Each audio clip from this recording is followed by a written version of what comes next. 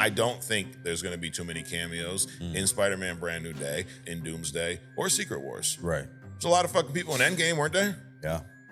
They managed it. Yeah. Every name announced is not going to be in the movie throughout the whole movie. I guess I don't understand how people don't get this. You know how? Because people fucking complain about everything, Adrian. Is that what it is? How do you feel about this? A 3-part animated movie series, Batman Knightfall. Sounds good. Yeah. Yeah, right. Sounds good. For the love of God, please don't fuck this one up. It's Columbus Day, you know? Who? You know, fuck Columbus Day, bro. Like, it's some bullshit. It really Right. is. Not only did Columbus not discover America, the fucking Vikings were here 500 years before him. There you go.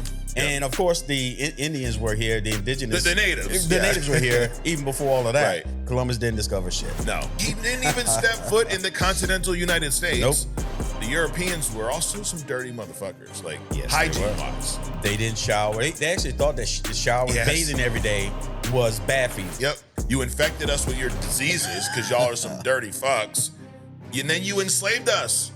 And now we put up statues and say, Columbus discovered America. Like, how fucking asinine is that whole story? So, Peacemaker, season 2, I enjoyed it. I did like it more than the first season slightly, but this last episode I could have done without. How many times do we need to have a fucking rock and roll montage? I'm looking at that. I'm like, are we trying to revive a dead band? Right, Or like who are these fucking... who are these fucking folks? I think the last episode fucking sucked, almost as bad as Columbus Day does. Not that bad. But, all right. Welcome to Only Comics. I'm Mike. That's Adrian. What's up, y'all? What's up, bro? Long weekend, nor'easters apparently here. A lot going on. Yeah, did you get hit with a nor'easter where you were? Or is that what we're going through right now? Well, I think that's what we're going through right now, or the beginning of it. Got it. In my travels over the weekend, you see some signage up along the highway. Hey, nor'easter beginning, blah, blah, blah, blah, blah. So, 'tis the season. It is, dude. I was out there. I was hanging up some lights today. Yeah. So they stick on. I got them on Amazon. They're fucking awesome. They stick on the house. They're permanent lights, you know. But on the package it says, "Do not hang these lights when it's rainy or windy." And of course, that's exactly what you It's did. exactly what was going on today, dude. But you know what? We got them done. They look amazing. It's a little wet, but hey, we're here. We stuck it through the storm. We stuck it through the storm. No Diddy. Speaking of Diddy, bro, 50 months. Did you see that shit? No. Yeah, 50 I don't months. keep track of that shit, dude. I keep track of it for you. He got sentenced 50 months. Okay. Yep. He's already served 13. And we were talking about it a couple weeks ago. I couldn't figure out how long, but he's been in there 13 months, dude. Okay. Yep. So 50 months for his, big old Rico that didn't stick and whatever the fuck. So basically, 50 months for sex trafficking. Exactly. So if you're in one state, Yep.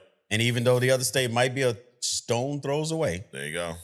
don't invite Prostitutes. to the next state. To the next state. Yeah. So that's in there. crazy, dude. Yep. That's crazy. I mean, you know how time served, where he probably served, 2 years maybe? Probably. Yeah.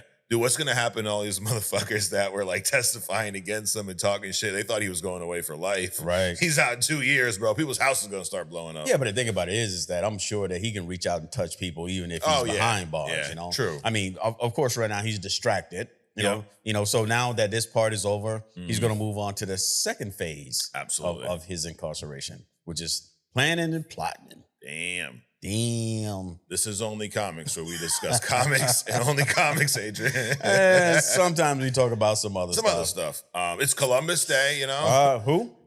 Fuck Columbus Day, bro. It's some bullshit. It really is. I mean, you really think about, because we go to school. We went to school. Right. I don't know, when you went to school in the South Mississippi. Yep.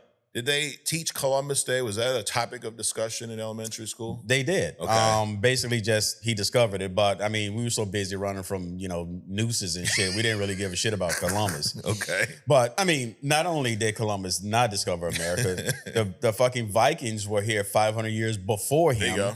And of course, the Indians were here, the indigenous. The natives. The natives were here even before all of that. Right. So how do you discover something that's already occupied Correct. and that was already visited? But here's the other thing. We'll probably get into the other stuff. But if you look at some of the plants and vegetables and things that are here, we've also, North America has also been visited by other cultures too. Asian, like the Philippines, Hawaii, all that kind. The Anunnaki, the aliens. There's that. That too. There's that. So been visited by many people. Yes. Columbus didn't discover shit. No. It's kind of like if you just discovered only comics this week. You didn't really discover it. Right. I mean, it's been here for a couple of years, you know, but you're jumping on board. Yes. But yeah, the thing that, when I was in school, they taught me the same bullshit. You know, he 1492, whatever the fuck. He had those 3 ships, the Nina, the Pinta, the Santa Maria, all this, great story. He's a hero. To not even discover America. Right. Like he didn't even step foot in the continental United States. Nope. He the Hispaniola, or whatever they used to call it, but it's basically where Haiti and Dominican Republic is now, right? Correct. He showed up there. A couple of his ships crashed. The natives welcomed them in. They put them up in their best. Like, back in it, like some cultures, if people are visiting, they give up the master bedroom. Sure. Right? Like, hey, the best food, all best that stuff. food. You're getting the best when you stay with me. They treated these English or Spanish, whatever the fuck they were from, Columbus and his crew, like kings. Right. Now, the Europeans were also some dirty motherfuckers, like hygiene-wise. Well, that too. Like, they lived in these nice castles and shit, but they're literally like, they had a big shit room where everyone shit. Like, it was some nasty stuff. Right. Threw the shit out the window. Oh, yeah. They didn't shower. They actually thought that showering, bathing every day was bad for you. Yep. It's like they the cover up with opposite cologne kind of and thing. shit. Right. Yeah, that's where, the French come in. Yep.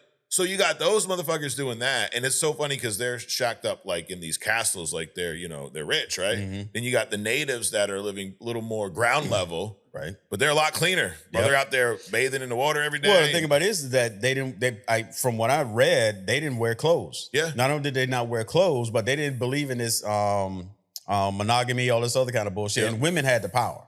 Anyway, that's a whole other story. Yeah. But the contrast of just cleanliness was so vast. Anyway. Correct. But I say all that to say, Columbus fucking dirty ass showed up because he'd been sailing the sea for how many months to get across? Yep, bun fucking horse grinding. They also brought horses over there, so of course, horse shit on the boat. Horse shit on the boat. Y'all all stank kinds ass of motherfuckers came up in here. We gave you our best beds, our best homes, our best food. You infected us with your diseases because y'all are some dirty fucks. And then you enslaved us.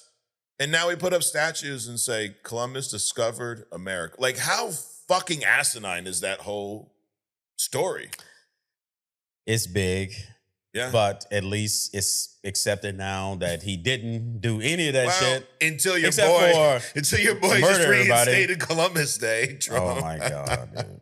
Anyways, so that's the kind of stuff we talk about here, okay? Right. Well, some of it, a little bit. But now we're going to get into comic stuff. We get a little bit of that, a little bit of this. Okay. We got a hidden gem later, Adrian. Little dabble.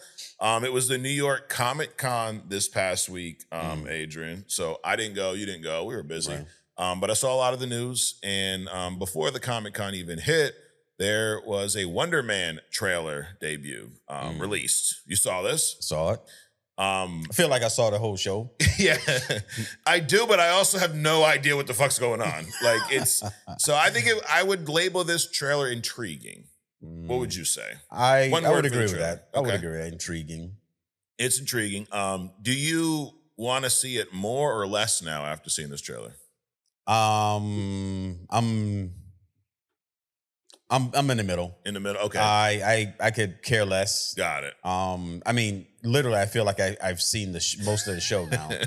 The length of this trailer. So, but it doesn't make me want to see it anymore. Okay. And nothing has turned me off about it either. Got it. So it hasn't really moved you either way. Nah. I think it makes me want to see it a little bit more. I have no idea where they're going with this because does Simon Williams have powers? We don't know. I didn't see any superpowers in this whole trailer. Doesn't appear to have any. And I'm intrigued with this whole movie within a show type thing. Like they're auditioning for the role of Wonder Man. Wonder Man's a movie of the past. So is there a past Wonder Man that did exist that maybe they made a movie about? Who the hell knows? That was interesting where they show the original Wonder Man, but apparently, like I said, it's apparently in some kind of past. Yeah. And that Wonder Man may have had the powers. Ah. So now they bringing in this actor who is going to play the role of, Wonderman. So this new Wonderman, maybe possibly without powers. Right. So I can kind of get it, but I'm still not really that interested. Okay. In it. But of course, I wasn't interested in Peacemaker until I started watching that either. Right. So, which we're going to talk about that season finale and that whole series a little bit later. So as they say in the show business, stay tuned. Right. Stay tuned. But Wonder Man will debut. I thought this thing was coming out this year. I could have swore we read that somewhere. Somebody fucking lied to us, Adrian. Or maybe we were just misread it wrong. That too. Who knows? That too. Yes. I'm dyslexic. I read it fucking backwards. All that Tylenol, dude, fucking get you. But it has been confirmed it will debut on Disney Plus January 27th at 6 p.m. Pacific time. So that would be 9 p.m. our time. 8 episodes total.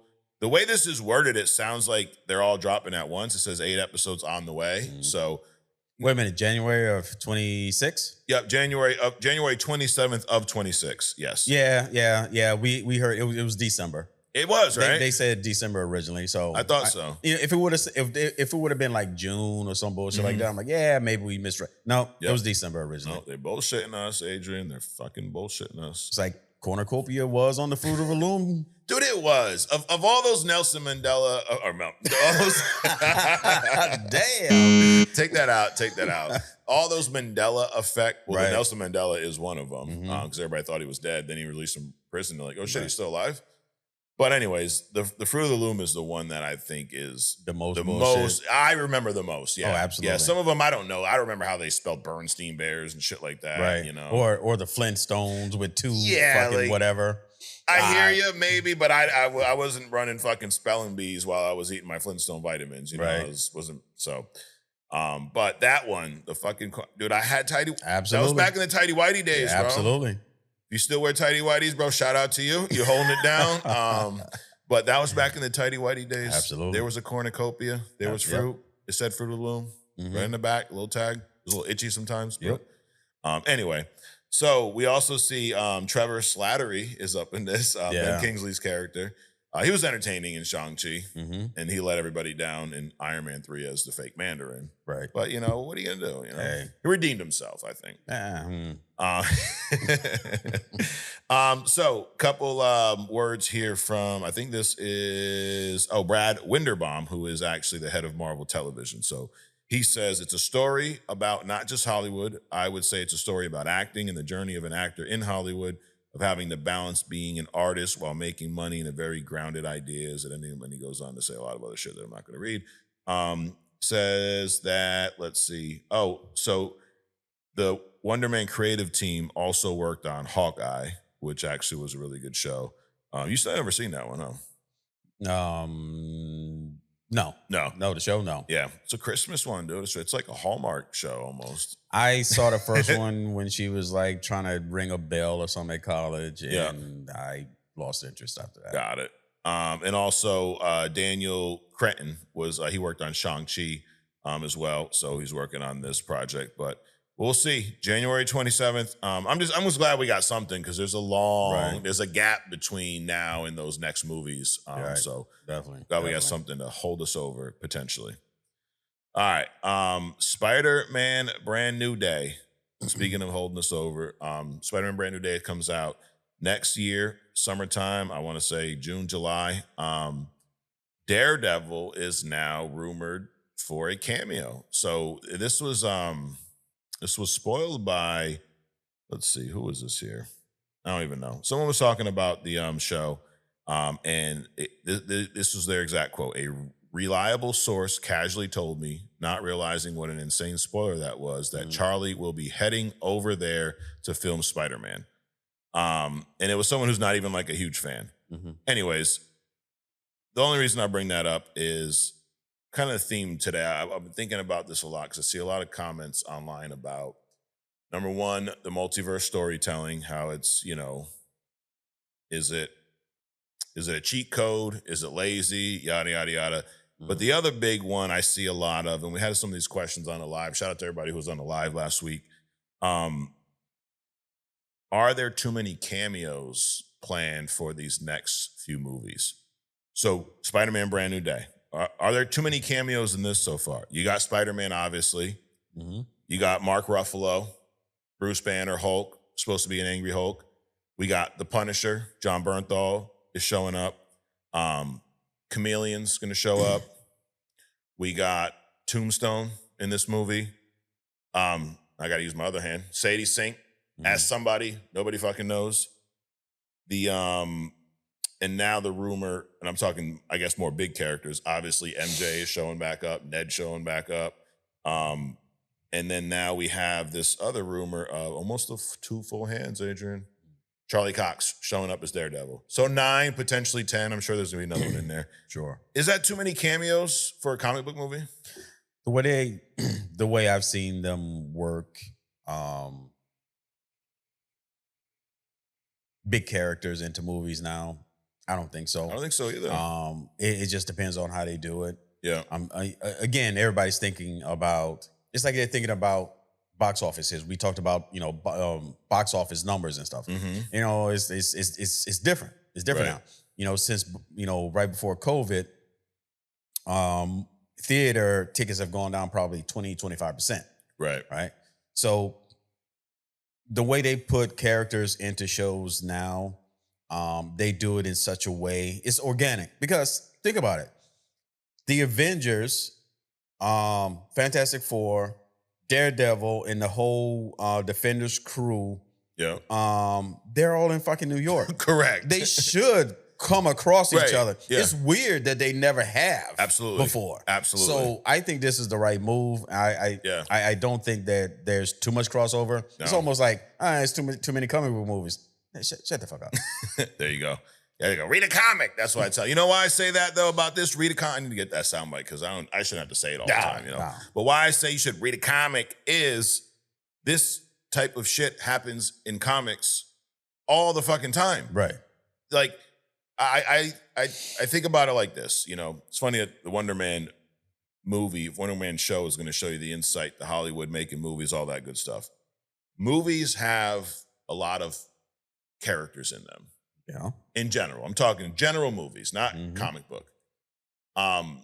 If there's a movie with a mall in it, you're going to have people working at the stores. You're going to have people shopping. You're going to have security guards. You may have people that have one line, no lines, extras. Yep. You're going to have a main star, a supporting star, a small cast around them. And then you're going to have some characters that are in one scene, 2 scenes. Maybe they have 3 lines of dialogue. My point is, in movies, there's a lot of characters. Sure. These are comic book movies. To your point, a lot of these characters live down the street from each other. Right. So we're now in a whole world of comic book, and I think James Gunn did a great job of this in Superman. There's a lot of characters in that Superman movie. Right. Some are only in for a scene or 2. So if you use that, not every character mentioned is going to be the star of the movie. Right. What if Punisher's only in like 3 or 4 scenes? He don't need to be in there throughout the whole movie. What if you see Hulk wreck shit up in the beginning and then there's a fight in the end? It's not like everyone's going to be on screen the entire time for the entire fucking movie. Right. Movies have a lot of characters. In the comic book world, we're going to see more of a lot of characters in this movie. Just a good chunk of them happen to be comic book characters. May just be in it for a scene or 2. Not everybody needs to star the whole fucking time. Sure. I mean, think about the team ups. Think about the when Ben goes missing, Spider-Man substitute or She-Hulk substitute. How many times the members of the Avengers have gone missing and other people have to, substitute for them. That fucking X-Men. Right. I mean, all that stuff. It's all in one microcosm. Ultimately, everybody's in this one town. They're gonna cross paths. Right. And they should. Absolutely. And if you read comics, you would know this happens in almost every comic. Sure. Right? Your Iron Man guy. Is Namor not in a lot of Iron Man comics in the back somewhere, popping in and out? T'Challa could show up. There's Hulk could show up. Spider-Man. There's so many characters that cross over. in comics, and I just think we're seeing more of that on screen. So I say all that to say, I don't think there's going to be too many cameos in Spider-Man Brand New Day. I don't think there'll be too many cameos in Doomsday or Secret Wars. Right. There's a lot of fucking people in Endgame, weren't there? Yeah. They managed it. Yep. Some were only in for the last battle. Yep. Just every name announced is not going to be in the movie throughout the whole movie. I guess I don't understand how people don't get this. Yeah. You can it's like say you live in a town and there's like 3 big families. Yep. Everybody know who the 3 big families are. Probably these 3 big families are gonna see each other every once in a while. It's the same thing with comics. You got Avengers, Fantastic Four, like in Defenders and the X-Men all in New York. They probably gonna cross each other, get some cough medicine at the local grocery store. Absolutely. All right, moving on, because what they should do is just read a comic, as we say here on Only Comics. Anyways, we saw Peacemaker. We saw the last 2 episodes. We touched on it a little bit last week, Right. But first of all, let's just go. We're gonna do our review mid on news and rumors. Why the fuck not? Because you know why, Adrian? Why? We make the rules here. Sure. We can do whatever fuck we want. We can start with the hidden gem if we want. They can't right. stop us, but we're going to do this for today. So this is your Peacemaker review, and it's going to tie into some news here. So some of this is planned out. The last 2 episodes, 7 and 8. 7 and 8, I felt like, before we get into our scores in the whole episode, I felt like 7 felt more like a season finale than 8. So did I. Yeah? Yeah. Like, the end of 7 was insane. Dad being killed. Holy shit. Some of that stuff kind of pisses you off. It's like, and then, well, anyway, we'll get into it. Yeah, but like, fuck, dude. Holy shit. So anyways, that end of that episode felt like the end. And then this next episode, there was a hell of a cliffhanger, but it kind of annoyed the shit out of me. Yeah. Honestly. Yeah. Like, I feel like the final episode of this season may have been the worst episode of the season. Kind of like the final episode of Game of Thrones. Okay. Thank God I didn't watch it. All right. But I still really enjoyed this show. Sure. I would give the show, as a whole, I'd say probably a 7. What would you score I'd probably say 7 or 7.5. Okay. Yeah. I enjoyed it more than the first season. But this last episode I could have done without. Sure. Like, how many times do we need to have a fucking rock and roll montage? I'm looking at that. I'm like, are we trying to revive a dead band? Right. Like, who are these fucking... who are these fucking folks? It's like, you could have cut 10 minutes out of that show. Not only could you have cut 10 minutes out of that show, that the 8 should have been 7 and 7 should have been 8. Yeah. And we were talking about this last week, that the episodes are pretty short. And the final episode, Gunn told us in advance it was going to be almost an hour. Well, yeah, it was almost an hour because it was the same length of the other episodes. And then you just put these rock and roll montages every fucking 10 minutes. Right. And then at the end, you had like some stupid fucking recap, not a recap, but end trail. Yep. End trail. And then you had him talking about, parts of the movie, which I just tuned out. Oh, yeah, that was too much. So, yeah, it was an hour and 1 minute. Right. But bunch of bullshit. It was 20 minutes of show. A bunch of fucking bullshit. I mean, the big cliffhanger is why I'm talking about this now, because it's going to tie into some news. But the couple things I thought they really did well in this show was they made me like Peacemaker, because he started off, as bad as that Suicide Squad movie was, he was a dick in that movie. Sure, he was a dick in a lot of the first season, but I feel like it did make me like that character. I'll tell you this though. Actually, I'll say this for later. I got to revisit my Rock versus Cena take later, Adrian. Because I saw a Smashing Machine and it was really good. Did you? We'll get to that. Yeah. All right. We'll get to that later. It made me like the Peacemaker character, like to root for him, you know, like Rick Flags turned into a fucking savage at the because he in Creature Command, it's supposed to be the same character from Creature Commandos. Remember, he saved the princess, went against Waller. He kind of was like walking that hero line a little bit, right? And he went full fucking villain in this shit. Well, I mean, the guy did kill his son. True. So that, you know, that kind of shit can make you snap. Oh yeah, I think it did. It sent him on a path of revenge, like to the point where, because you remember in Superman, he wasn't a big fan of Lex Luthor. No. So that fucked him up so bad, Peacemaker killing his son. And you could argue, like, in a normal circumstance, someone killing your son, but y'all are like assassins and you know, right. Like you kind of should have expected something. Right. You're in that line of work, bro, where it's kill or be killed. Yeah. So not to say that you know, shouldn't be upset about it, but you're acting like, you know, your son was having a piano lesson and got shot up or some shit. Like, yeah, they were out there killing everybody, but whatever, you know, we're unaliving them, as they say. But he's on this revenge path so much that he partnered with Lex Luthor.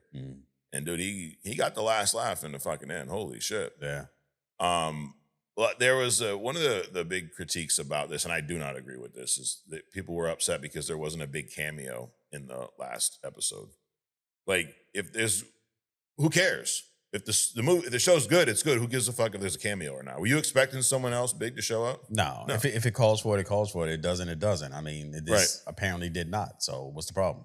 I mean, be happy that you had Lex Luthor in there. That's a pretty big cameo. Yeah, sure. Fucking Superman's, you know, nemesis.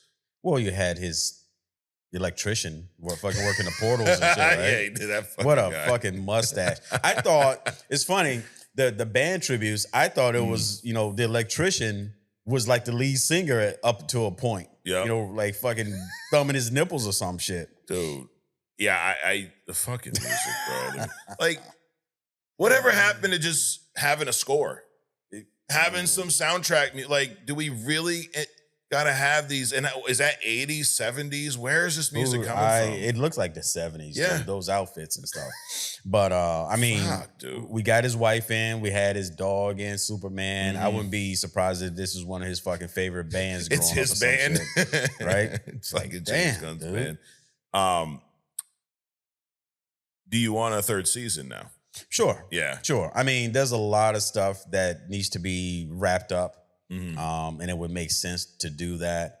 I'm curious as to how they're gonna get Peacemaker out of this fucking trap. Because they can't, the way Cage Flag set this portal up. So essentially the whole entire planet is a prison, but when they open the door, it's not open at the same place all the time. So they can move the door and just dump your ass off, and you don't know where to be when the door opens. So I'm sure they're gonna figure out a way. Probably the electrician is gonna move over to the other side, or fucking Bordeaux is gonna end up probably fucking somebody to, you know, get them all situated, so on and so forth. I don't know. Well, she teamed up with Adebayo at the end because of Harcourt getting those two to meet. But I guess the other thing is, none of these people know that Peacemaker's in that other dimension. Correct. How the fuck are they going to find out? Because he's locked up for some crimes, you know? Well, isn't Bordeaux and Flag true. humping on hump day? And she has access to the Peacemaker file. Yes. Humping on hump day, Adrian. Humping on hump day. Put that on a t-shirt too. Which is what that's for. Hump day is for humping. Yes, it is. Just like every other day. Bro man was on the live. He was like, yo, I gotta go. I'm about to go. What he's saying, I'm about to go do the horizontal activity. Like, all right, bro, you go enjoy that. Yeah, that's a valid reason to hop off the live, bro. You gotta take care of your business, bro, man. So Peacemaker season 2, I enjoyed it.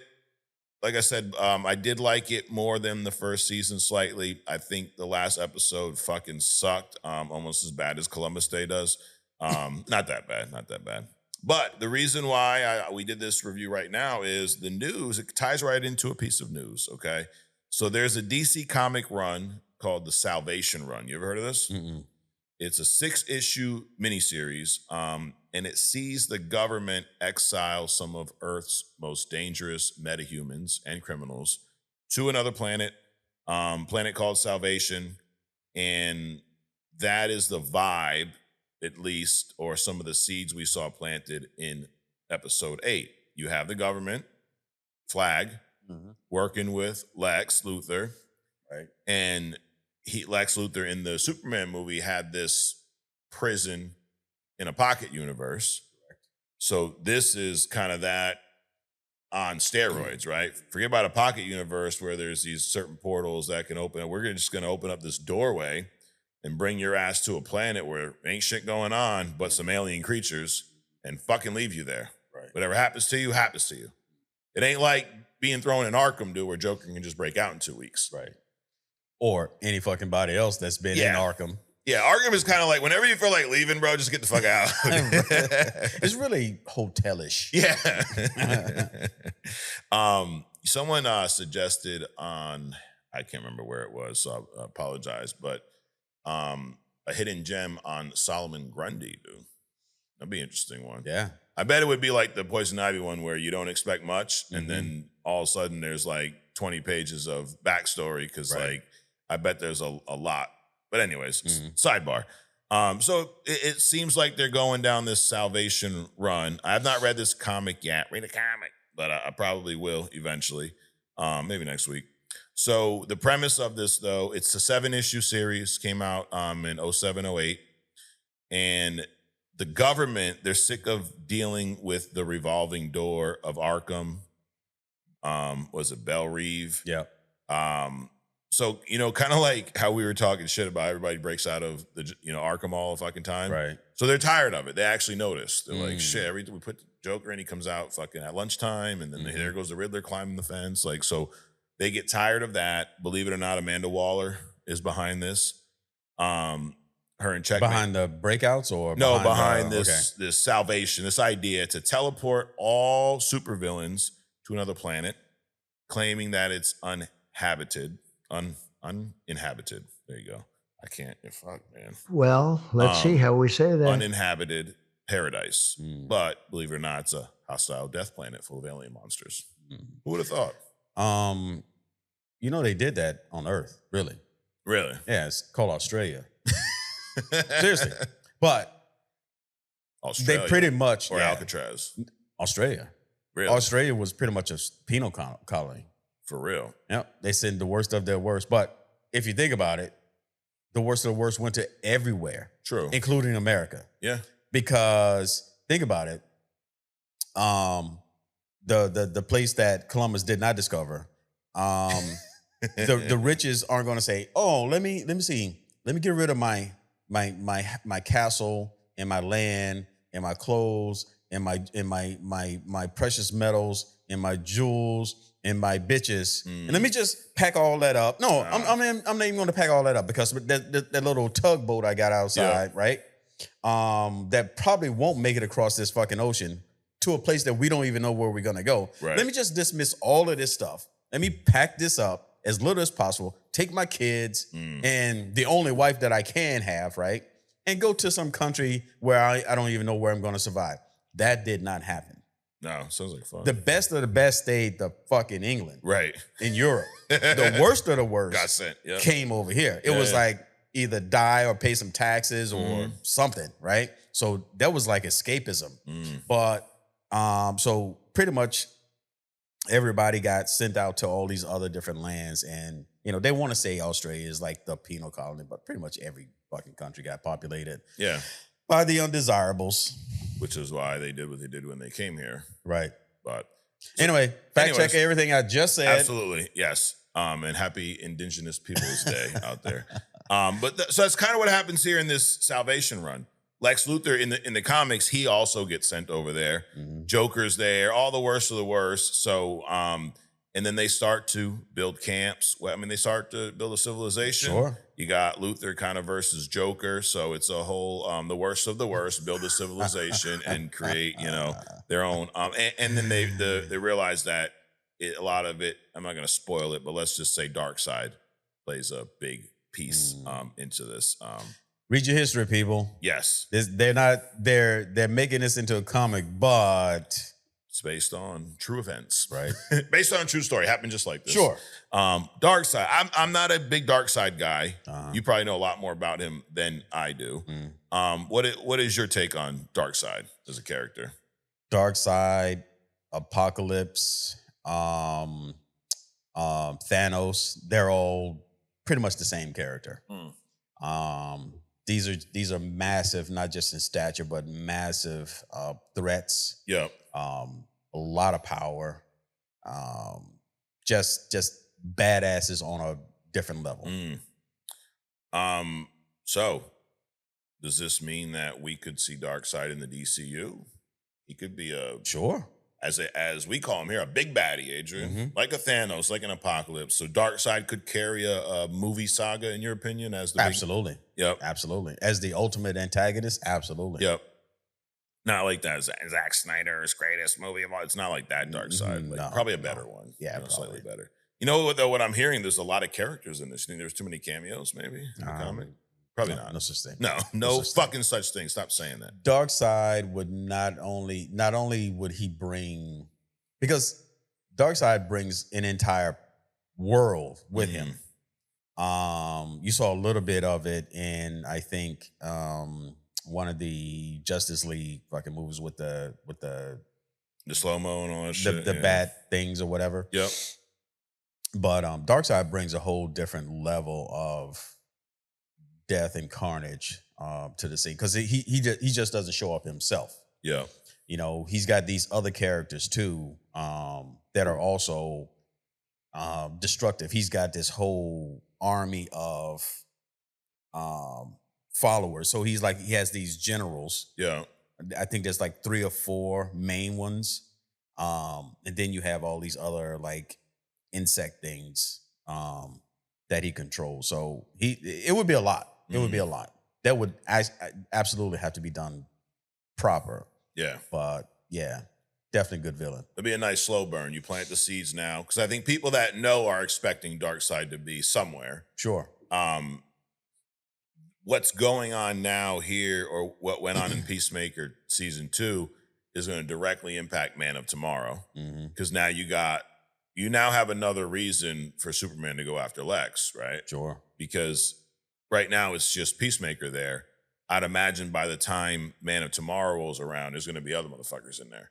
I think that's how people are going to find out. Like, all right, the government's taking meta villains and stuffing them in another planet. Right. Stuffing them. Stuffing them. Yep. And it's probably going to be one of those things where half of the population thinks it's a great idea, right? Because look, they're wrecking everything, bro. Sure. Look what they did in Superman. Destroyed the buildings. They did all this shit. And the villains are not obvious. They don't care if innocent people get hurt while they're doing this. So there's probably a good chunk of people going, yeah, fucking throw money at the planet. Who gives a shit? And there's going to be people that oppose it. Sure. But then there's that line where does Batman fall? You know, where does Bordeaux? Because they say, you know, hey, you're metahuman too. True. Right. True. So where do people like that fall? So then when they start chunking those over, now it's going to be a real problem. Damn. So because Flag doesn't sound like he's so pissed off. He's like, it's a great line. Batman, you're in a gray area. Right. Absolutely. Yeah, I think he'll be a big piece of this. Yeah. And I think he's gonna be leaning more towards Lex's side, right? Because we got rid of this guy. Now Peacemaker ain't really a meta human, but he's got the suit, the whatever, right, or the helmet and all that shit. Meta. So I think the definition is not necessarily just meta human, but those that wield power or technology on a level of a meta human. So that would automatically include people like Peacemaker, Batman, all kinds of shit. Because Batman is a global threat without power. Oh, absolutely. You know? Yep. 100%. So speaking of Batman, it's like you knew we were going, Adrian. It's like you just fucking knew. There's a comic line, a story, Knightfall. Okay. You read this? No. Bane shows up to Gotham. He breaks Batman. This is Bane's intro. A new Batman takes over. What's his name? Azrael. I probably said it fucked up. The dude who wears the red. He's a badass motherfucker. One of the Batman villains. And so the Batman Glaze is coming out right now, Adrian. I'm showing it. And then Bruce returns to take the crown. It's a 3-part comic: Knightfall, Night Quest, Night's End. This is the real Bane, not Tom Hardy's little fella standing on boxes pretending to be Bane. Damn. The real Bane, Yeah. big ass motherfucker. Mm-hmm. Remember back when DC animated movies were good? Yeah. The good old days. Remember that? Not so much anymore. Not so much. But do you think they could redeem themselves? Absolutely. Absolutely. Well, pay out these cats, OnlyFans accounts, bring them back in, let them start, writing and shit. Bro, he still never responded. Bo DeMayo, never fuck. Yeah, I offered him a seat on this podcast. Hey. Ungrateful fuck. The balls on that guy. How many people have we offered this seat to, Adrian? Not many. Not many. Not many. He's the first one to turn it down. Hey. Unfucking believable. Anyways, so no, I will not be going to his OnlyFans to get the second part of the story. You can get the second part of this story right fucking here. Right. So it sounds like the next project for DC Animation could turn the tides. Batman Knightfall is going, not rumored, it is confirmed. They confirmed this at the New York Comic Con that they are going to be creating a 3-part saga with the Knightfall storyline in animation. So, give you a quick rundown of this story. It starts off, Bane shows up to Gotham. He's been studying Batman and all of his enemies for months, and he figures out Batman's biggest weakness is Batman never stops. It's pretty observant, right? Sure. I mean, it's pretty Batman-esque, right? He's always on the go, bro. He's always trying to clean up Gotham. Bane orchestrates a mass breakout of Arkham Asylum. Speaking, dude, I'm about to be Team Rick Flag in this bitch. Take those motherfuckers and throw them.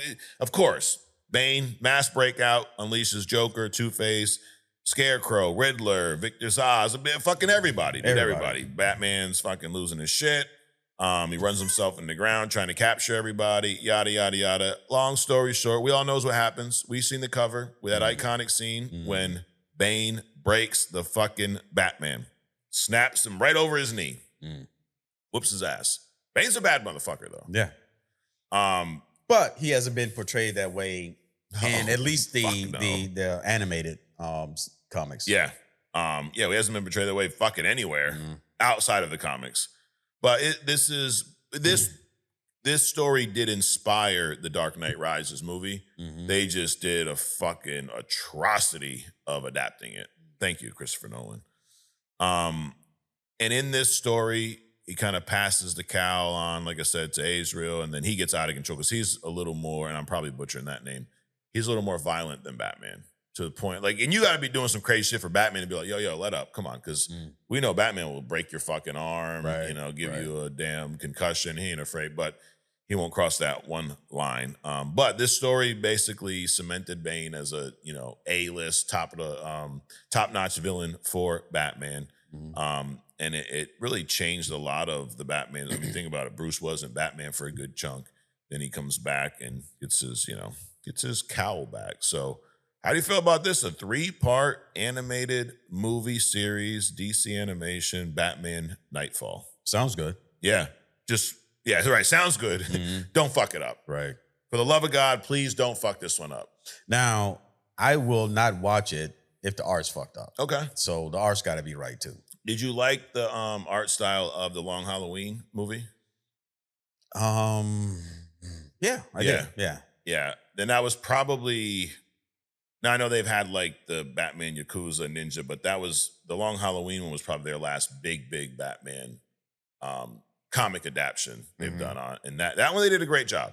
Actually, I just saw there's a new Batman animation out based on Aztec. Yo, yeah. So I'm interested in seeing that one. Yep. I heard it was good. Yeah. I haven't seen it yet. So, yeah, we'll see. I'm looking forward to this. They have a hit or miss record with doing shit like this. If you go Batman Year One, great animated movie adaptation of the comic. Batman The Dark Knight Returns, same thing, great. Batman Hush was okay. It was all right. The comic's way better than the movie. Yeah. Batman The Killing Joke was a fucking joke. That one I don't understand. How do you've read that comic? Yeah. How do you fuck that up? That comic is perfect for a movie. Well, you fuck it up like that. Just like that. Just like that. And then you had The Long Halloween, which I thought was a really good adaptation. So there more hits than misses for them. Sure. So hopefully they don't fuck this up. But I know, at least I think I know why you're a little hesitant, is you remember what they did with Crisis on Infinite Earths recently. Yeah. So if they could fuck up that story, but then they knocked Flashpoint out of the park. So, who knows? Sure. Broken Clock is right. What's it, twice a day, possibly? And it's interesting, they did Flashpoint first, and then they fucked up Infinite Earth. Yeah. Like you already did this once. Like, you should have just whatever you did over there. Yep. Just do it again over here with different, story. Yep. Fucking unbelievable. So I am begging y'all, do not fuck this one up, because that could be a really cool series of movies. Yeah, and don't make Bane small. No, it's animated. Make him fucking as big. Like, I mean, he's massive without the juice. Correct. I love in the Spider-Verse movies how in the first one how giant Kingpin is. Like, it's so exact. The motherfucker, like, his head's right here, his fucking shoulders. You talk about a big back? Holy shit, that's a double wide right there. There you go. All right. Thunderbolts director Jeff Schreier, maybe that's his name. He's talking, Adrian. He's got some news. Of course he is. That's what they do. Directors talk. They should be on here. They should fight me for my yapathon. But anyways, there was not a rumor. It was confirmed recently that he is going to be directing the next X-Men movie, MCU's first X-Men movie. Now, the only work of his I really know was Thunderbolts. I thought that was a good movie. Sure. I need to rewatch it now. It's on Disney Plus. See if I still feel that way. But I saw it twice in the theaters. I thought it was really good. Okay. And from you could have a good movie where the director just, like, the direction of it sucks. I think that he did a good job of directing this. Sure, I agree. Like, a lot of the shots, a lot of just the score I thought was really good. You didn't have rock and roll songs every 5 minutes, Adrian. No, how the fuck did they manage? No, right? Holy shit! Between that and all the characters, all those cameos? Oh my god! Yeah. No, I was going into it. My only bar for the Thunderbolts was that it was not Suicide Squad, and it blew that out the water. So absolutely related to that. I mean, was it like an exceptional movie? No, but it was not Suicide Squad. Right. Well, they're giving him another go at it. He is going to be directing the first X-Men movie. And let's see, he said something about it. I lost my spot here. Where the fuck is it? So this is what he said. I can't say anything. He said he can't say anything. I can't say anything about it, but we've started work on X-Men, and that's obviously very, very exciting. There are so many things I didn't know about before I started Thunderbolts. The biggest learning curve for me was the proportion of action to the more emotional, character-driven scenes, and how, even though it's more shooting days than I've ever had, they get eaten up quite quickly by the action stuff. By the time we get to the end of it, I feel like, now I feel like we have to do this a little better. Yeah. Anyways, so he's saying it's a lot to it, which I'm not surprised. So you can't say too much, just that they've already started working on X-Men. Disney is currently holding 3 2028 release dates for unknown Marvel movies. So we know Secret Wars is December of 27. I say we, but some of y'all don't understand this yet. Secret Wars is going to be a reboot. It's going to allegedly pull in Fantastic Four, X-Men, a whole new Avengers, Black Panther. Yeah, I mean, they should. They should. Don't fuck that up. But it's going to reset everything they fucked up, and that's what they fucked up, right? Okay, so we're going to have a T'Challa. Absolutely. Maybe we'll see T'Challa fight Namor fucking finally on screen. But the X-Men, this is supposedly going to be the mutant saga. We had the Infinity Saga, Thanos, Stones. We had the Multiverse Saga. It's all over the fucking place, like a Multiverse Saga should be, right? Sure. It's going to wrap up Secret Wars.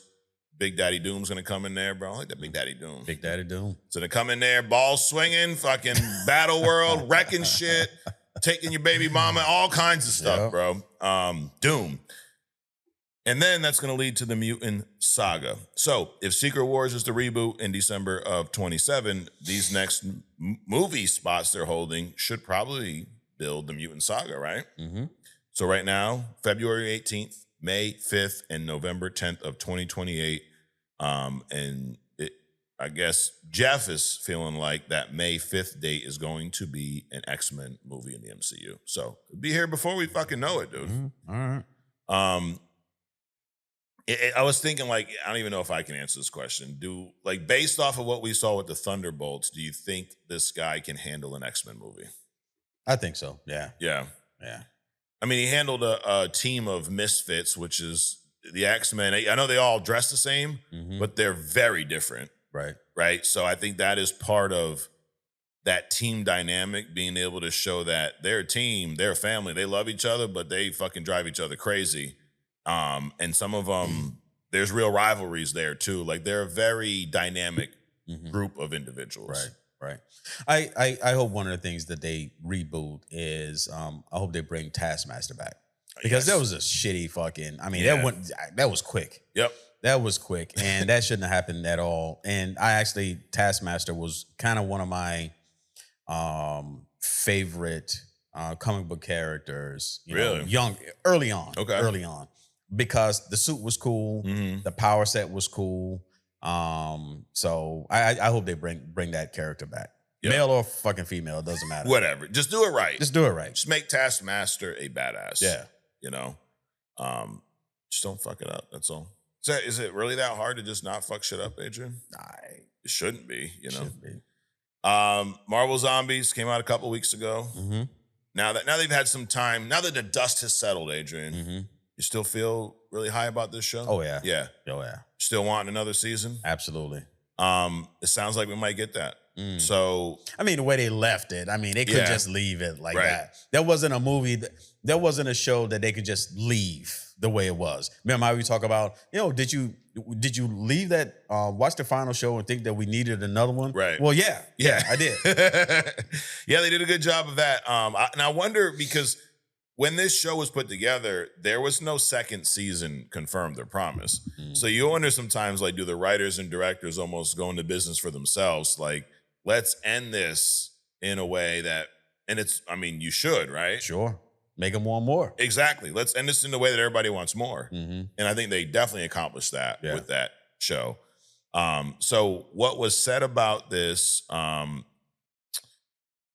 it was, who are they talking to? The direct here. So, and I don't fucking know who said it. So you have to fact check this. But what was said was, basically, it got good reviews, and Marvel Studios was very pleased with the 5-day opening viewership.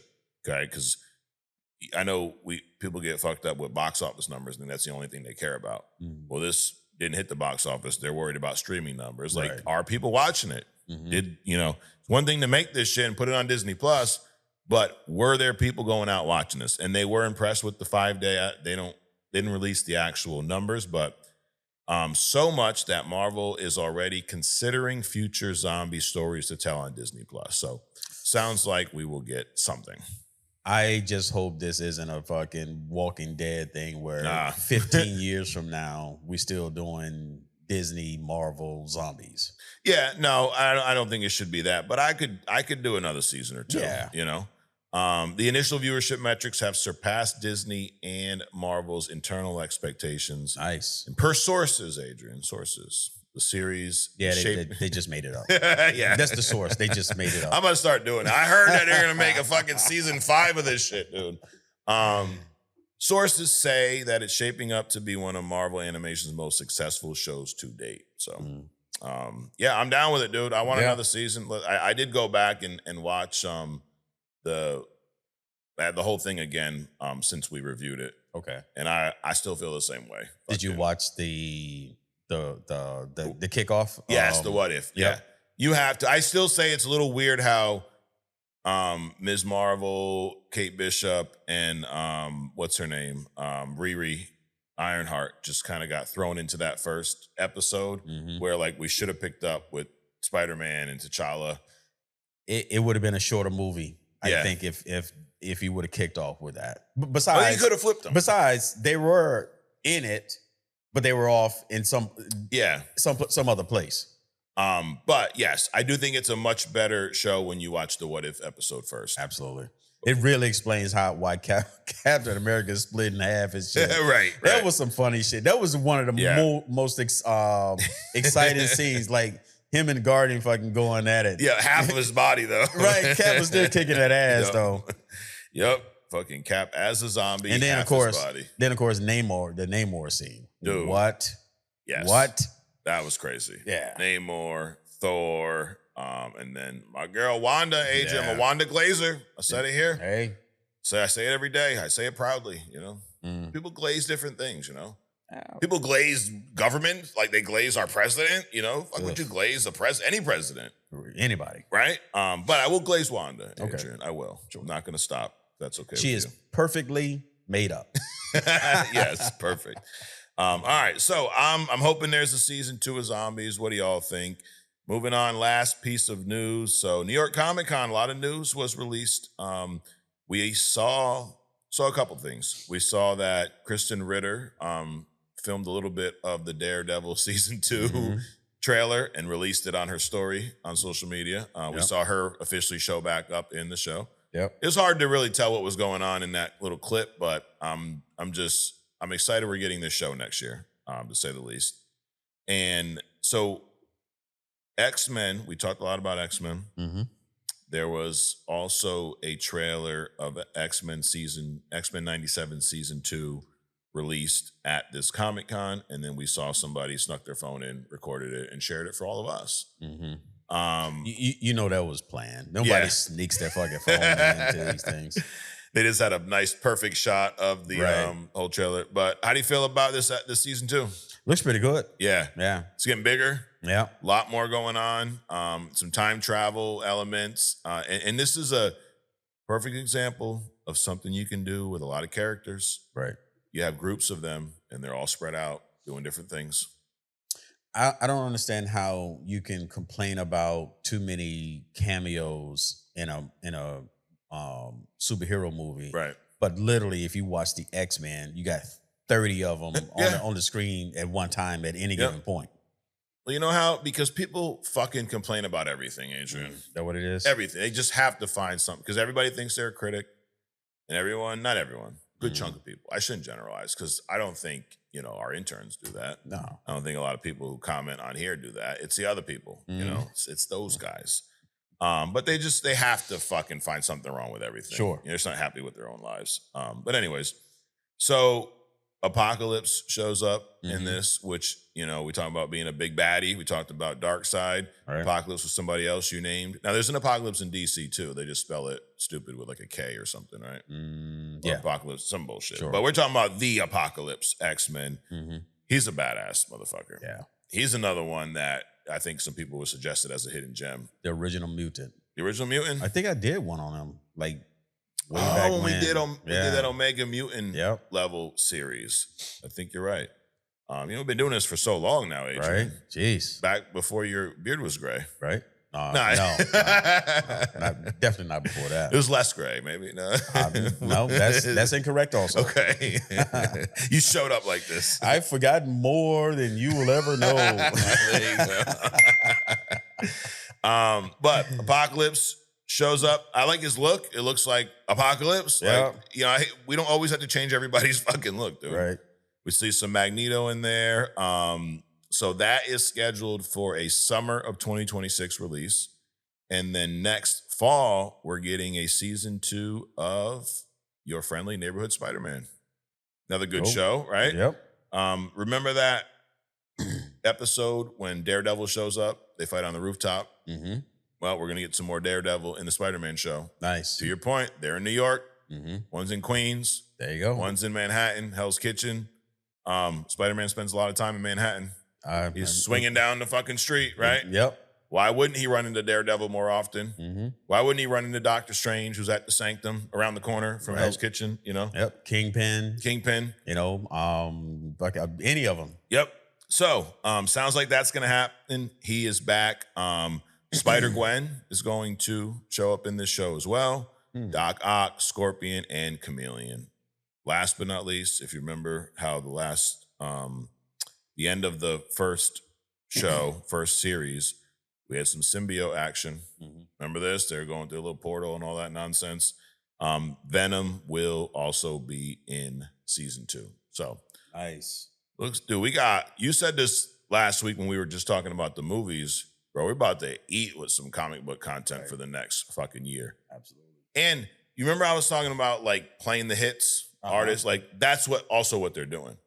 No random obscure. We don't need no fucking Blue Beetles and the fucking Ms. Marvels and you know the Gaia and all this. We don't need no bullshit. We got X-Men. We got Spider-Man. We don't need no bullshit. Right. We got Batman stuff. No bullshit. Play the fucking hits. There you go. It's like they've been listening.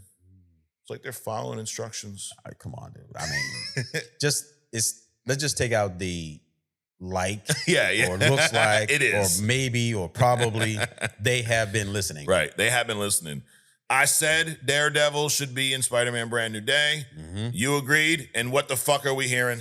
Hey, there you go. We said the Defenders should show back up. We said Jessica Jones should be there. What the fuck did we just see? Yep.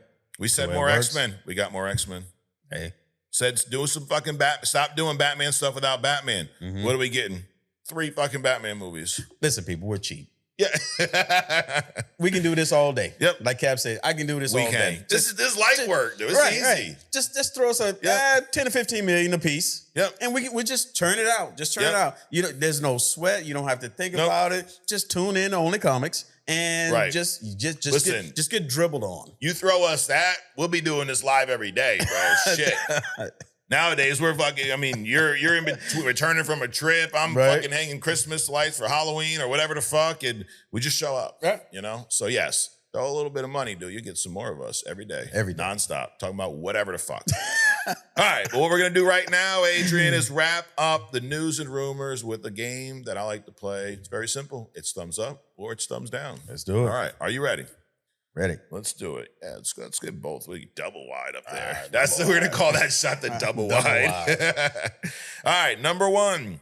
Wonderman trailer debuted this past week, and it's set to now debut January 27th of 26. I'm gonna give this a thumbs up. Thumbs up. Daredevil rumored to make at least a cameo in Spider-Man: Brand New Day. You know, too many cameos. I say read a comic. And I give it a thumbs up. Thumbs up.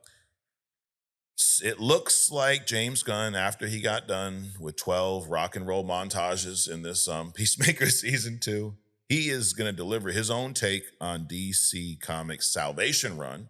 He's taking the supers, the metas, and throwing them in their own little planet with some alien creatures that are going to eat them all up. So sure, I guess a thumbs up. Sure, thumbs up. Warner Brothers, Animation, DC, they are coming to their senses. They announced this past week that they're done making, well, they didn't say all this. I'm adding this in. They're done making stupid, shitty, fucking Batman projects without Batman. They're going to take Batman Knightfall and adapt it into a multi-part, 3-part animated film. Give this a thumbs up. Thumbs up. I'd give it 3 thumbs up if I had another hand, dude. Thunderbolts director Jeff Schreier confirms that work has begun on the MCU's first X-Men movie. Yeah, thumbs up. Thumbs up. It was just a positive day. Damn, right? Another one. Marvel's considering a second season for Marvel Zombies because we fucking told them they should. Absolutely. I may have had that last part. Hey. Thumbs up. Thumbs up. And last but not least, the release windows, at least, for Your Friendly Neighborhood Spider-Man Season 2 and X-Men 97 Season 2 have been announced. We got X-Men set for the summer of next year and Spider-Man for the fall of next year. I give that a thumbs up. Thumbs up. And this other part, I'm just going to tell you in advance, it's going to be a thumbs up. Apocalypse is showing up in X-Men Season 2. He's going to be the big baddie. In Your Friendly Neighborhood Spider-Man Season 2, we got Spider-Gwen. We got Daredevil back in his red costume. Chameleon, Doc Ock, Scorpion, everyone in their fucking brother. Yep. Venom is showing up. Too many cameos, Adrian. No, it's not. It's not enough. Give me more. There you go. Thumbs up. Thumbs up. There you have it.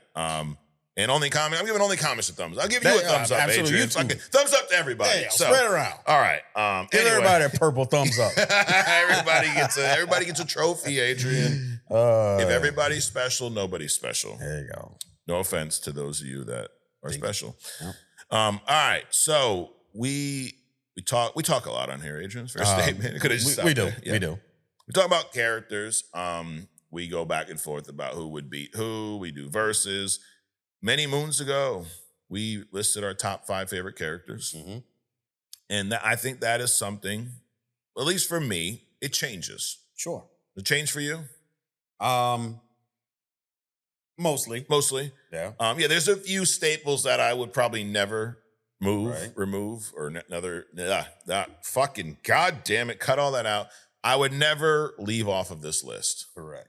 So we're going to revisit this, though. Mm-hmm. And we're going to give our top 5 of all time. And the rules are these are our favorite characters. So there's no wrong answers here, right? No. You could be like, your favorite character is Squirrel Girl. I may. You're taking a little far there, Mike. I'm just saying you could. Okay. Yeah, you could. I'm not going to say I wouldn't judge you. It's allowed. I wouldn't prevent you from You absolutely would judge. My point is, you wouldn't get this. It's allowed, okay? If you say Squirrel Girl, you have to understand that you would be judged. Yeah. And judging would be acceptable. It's acceptable. There you go. But so anyways, we're going to give our top 5. I got them in order. All right. I got 2 honorable mentions because I remember last time we did an honorable mention. What I have, 12? All right. 2 honorable mentions are Wolverine, which is crazy. He used to be on my list. Right. And Gambit, my boy Gambit. Remy. Remember that? Damn, that's like they're just so far apart. In my mind, they're just so far apart. Dude, I'm a Gambit fan, dude. Not Buckethead Channing Tatum. I'm talking about that character. Got you. So, you got any honorable mentions before we get in that are not on your list? Yeah, I got Blade and Green Lantern. Okay. Blade and Green Lantern. Yep. Stay hydrated. There. They don't sponsor us, so don't buy that shit. Anyways. All right. My number 5 favorite comic book character of all time, as of today, is your boy Peter Parker, Spider-Man. Okay. What's yours? I don't really put mine in order, but let me see. If I were to put these in order, I would do probably Donald Trump. No, and no. Okay. Actually, Spider-Man's on my list. Okay. So, actually looking at him, yeah, number 5. He's number 5, yeah. Spider-Man. Spider-Man, it's hard for me to leave Spider-Man off of a list like this because of, first of all, how relatable he is as a character. Right. Yes, he's superpowered. Spider-Man is superpowered. And Peter Parker is a fucking teenager that has the worst luck in the goddamn world. Right. And you can connect with him and you almost feel bad for him as a character. Which is why he's so beloved. Yeah. And being the first teenage superhero. Like, now there's a bunch of them. You got Robins, you got Blue Beetles, all kinds, right? But yeah, Riri, they're all over. Kate Bishop, but in this time when Stan Lee created Spider-Man, the superheroes were Batman, Superman, X-Men, like big, powerful, not that he's not powerful, but they were adults. They were aliens from other planets and all that good shit. Stan was like, dude, I'm just going to make a teenager. And the funny thing is, the only reason he was given the leeway to do this was because of how well the Fantastic Four did. So we talked about this a couple months ago. The Fantastic Four was created because DC was having such success with the Justice League. Stan created the Fantastic Four, first real family dynamic in comics. And it killed it. It eventually overtook Justice League in sales.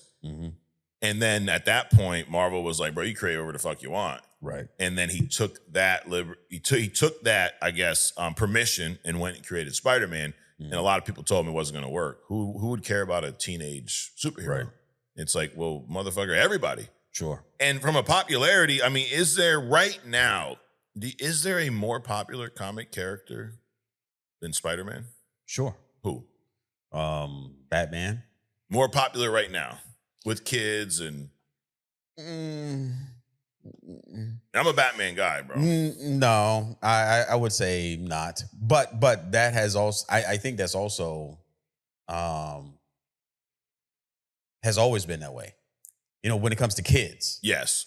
Spider-Man has probably been the most popular. Then, you know, Batman will pop up, Superman will pop up, but then it's like flowing there. But I think Spider-Man has been the most consistent. Yeah, I think so. I think right now, and think about how amazing this character is, no pun intended. You have Peter Parker and Miles.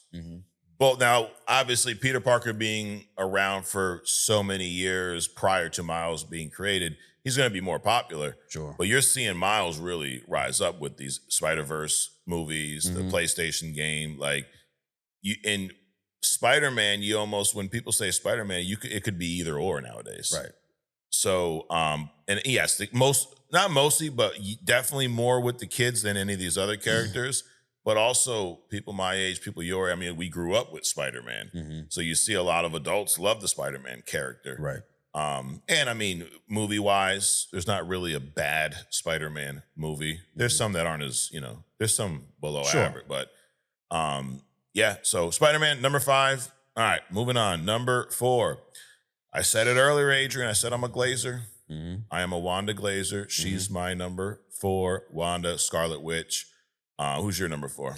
Interestingly, a female. Ooh. Wonder Woman. Oh, shit, really? Yeah.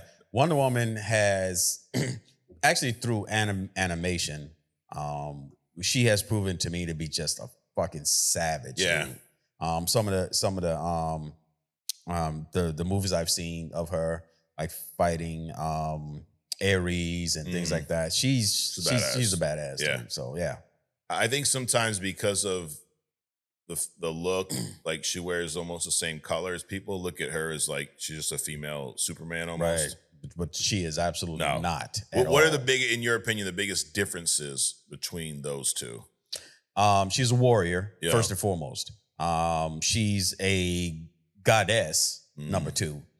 So for example, Superman is long-lived, thousands of years. Yeah. Wonder Woman is immortal. Okay. Right? A lot of people don't understand that. Yeah. She's trained from birth to be a warrior. So the range of people that she's fought is all kinds of shit.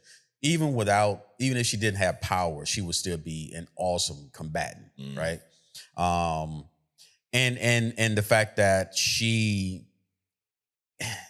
not that Boy Scout like Superman is. She will destroy some shit, right? Yeah. She'll off your ass. Right.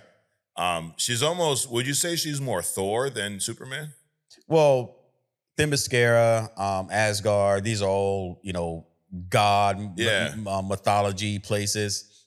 Superman, fucking Krypton. It doesn't even exist anymore. Right. So yes. Closer to Thor. Closer to Thor. Yeah. In that mythology genre. Dude, that would be a badass fight. Who? Thor and Wonder Woman. Yeah. Like we were talking about zombies earlier, and Thor and Scarlet Witch and Thor and Hulk. Thor and Wonder Woman would be a badass fight. The strength levels are about the same. They both, Thor can't fly without millionaire. Yeah, you're right. Wonder Woman can. Yeah. She's got the lasso, which is unbreakable. He's got the hammer. He controls lightning, but her bracelets and her armor can absorb that shit. Yeah. It would definitely be a fucking awesome fight. Well, you know what? Assuming Thor is not trying to fuck her while he's trying to fight her. Yeah, that part. Because that dude, he's like Daredevil. Yeah. He don't fuck around. Well, he does fuck around. He's the big fan of hump day. Yeah, or the absolutely. horizontal activity, as Bro-Man calls it. You know what we're gonna do, Adrian? On other stuff this week, drops Tuesday now. We're gonna do a versus. We're gonna have Thor. Thor's gonna show up. Wonder Woman. They're gonna be here live, and they're gonna fight it out, or we'll talk through it. But, Sure. It's gonna be a good one. All right, so Wanda and Wonder Woman, number 4. And my thing about Wanda is her power set is confusing but interesting. The whole chaos, magic, probable, reality, but like there's if she was a mutant, we found out later she's not. Would you say she should be an Omega level? No. She's definitely an Omega. Like level. not even a question. Like Omega and beyond. Right. She's there with Iceman, Storm, Jean Grey. These are Omega level mutants. Magneto. Wanda, Franklin Richards. These are beyond Omega level mutants or entities. Yeah.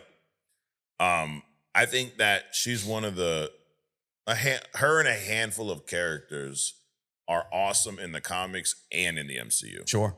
There's some, you mentioned Taskmaster. Awesome in the comics. Right. No fucking ounce of awesome at all in the MCU. The complete opposite. Whatever the opposite of awesome is, she is fucking times 12. Right. You get some that are okay on screen, way better in the comics. Then there's some that fucking no one cares about in the comics, and they did a great job on screen. I mean, sure. Star-Lord. No offense to any Star-Lord glazers out there, but I don't give a fuck about no Star-Lord in the comics. I've never even heard of the fucker before. He's cool as shit in the MCU. Sure. So there's shit like that. Wanda's one they nailed in both. Sure. And just how powerful she is from, going to House of M and how much that impacted comics for years afterwards. And kind of the same thing with WandaVision. I mean, she can walk that line. Sure. Went from WandaVision to Doctor Strange 2, where she was the full-blown villain. I mean, a lot of people get upset about that Illuminati scene, and it's a little fucking, there's some stupidity in there. Sure. But it's not that crazy for her to wreck all those people. No, not at all. You got Reed Richards, she fucking spaghettified his ass. You got the Black Bolt. I mean, that was kind of stupid, the mouth thing, but she'd have figured out something else. Sure. Like, she would have pulled this shit out of his face and fucking thrown it at him. That probably would have been a little better. Yeah, probably. They should pull George Lucas, go back and redo that scene. Yeah. All you got to do, throw me $500K for the idea. There you go. That's it. There you go. I'll give you half, Adrian, since you're sitting here with me. We'll be happy. But are they going to do it? No. Is it crazy that she fucking killed Professor Xavier? No. I don't think so. No. Is it crazy that she killed Agent Carter?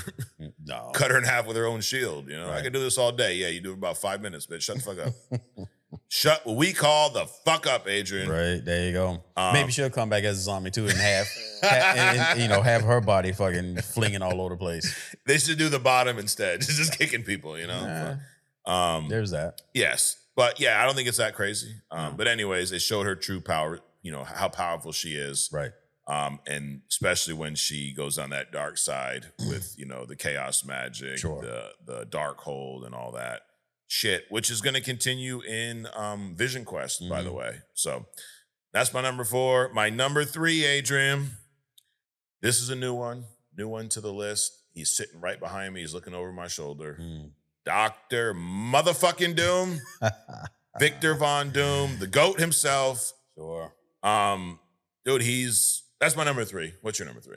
Before I start my glass. My number 3 is he's not an Omega level entity when it comes to power, but he is when it comes to wealth and resources. Okay. Black Panther. T'Challa. Yep. T'Challa specifically. Yep. He's a badass. Absolutely. He's one where, they got right on screen. Yes. He just wasn't on screen enough. Correct. Unfortunately, Chadwick Boseman passing. Although I feel horrible for his family. He was young, younger guy, died of cancer. What a fucking warrior, though. Like, dude was living with that shit. Filming these movie roles where he had to work out and put on some bulk to beat T'Challa. Fucking dude has cancer, going through treatment, and he's still working and didn't tell anybody. This wasn't like one day he got it and passed. Dude lived with it for years. While he was, I don't know at what point in what movie, but it was at some point in the MCU, because he started in Civil War, then he was in Black Panther, then he was in Infinity War, and then Endgame. Hell of a fucking run. Right. And a good chunk of that he was really sick, which, unfortunately was what he passed from. Right. But they still should have recasted the character because, and they could have done it in an honorable way. Like, you don't have to kill him off, right? Because of how I'm a big Black Panther fan, too, especially from the comics. He's such an integral character to so many stories. Mm-hmm. His he's one of those characters that mingles with just about everybody. Sure. Now he's the head of a nation, equivalent to a president or whatever the fuck, right? No. He's a king. Okay. So a president has advisors and people that puppet him in the background. Mm-hmm. A king don't have those types of people. Got it. He has advisors, but he doesn't have to take so more power over his country. Absolutely. Yeah. It's his power is absolute. Got it. Kind of like in China. Yeah. Right? You got one person and nobody else's opinion really matters. Got it. He doesn't wield his kingdom like that. Yeah. But he is the supreme voice right. for the country. He's the opposite of America because they are the natives and they don't let nobody in that motherfucker. Right. Here, they let them in and they took the shit over.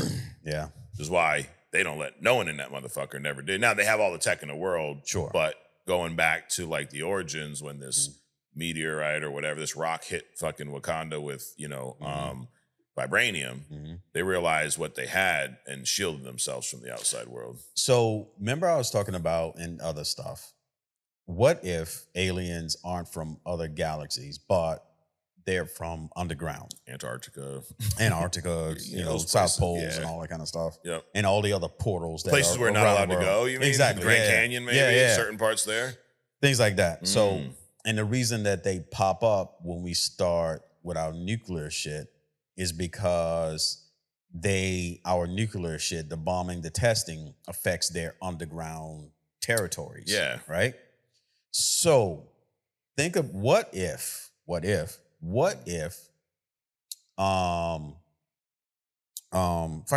it? T'Challa's Wakanda. Yeah. What if Wakanda represents this underground city that's never changed? Because Wakanda, when the meteor struck, being the Anunnaki coming to Earth, right? When the meteor struck Anunnaki, that was like fucking thousands of years ago, right? So this technology has existed unchecked, long time. Yep. without breaking.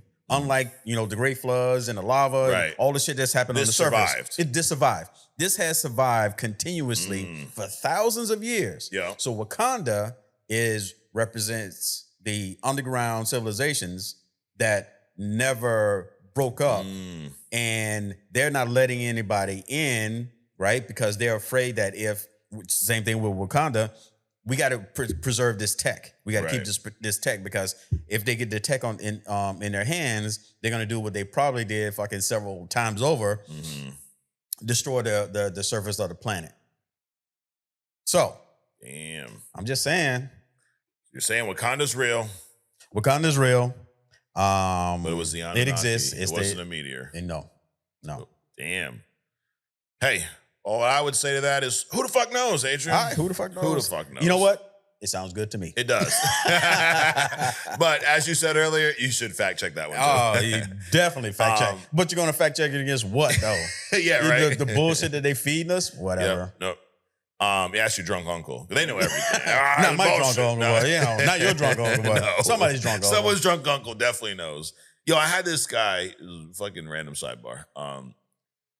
You're not a big sports guy, but there was the first year that the Patriots won the Super Bowl was when Drew Bledsoe was the head quarterback, or was their quarterback. He got hurt in the playoffs. Tom Brady takes over.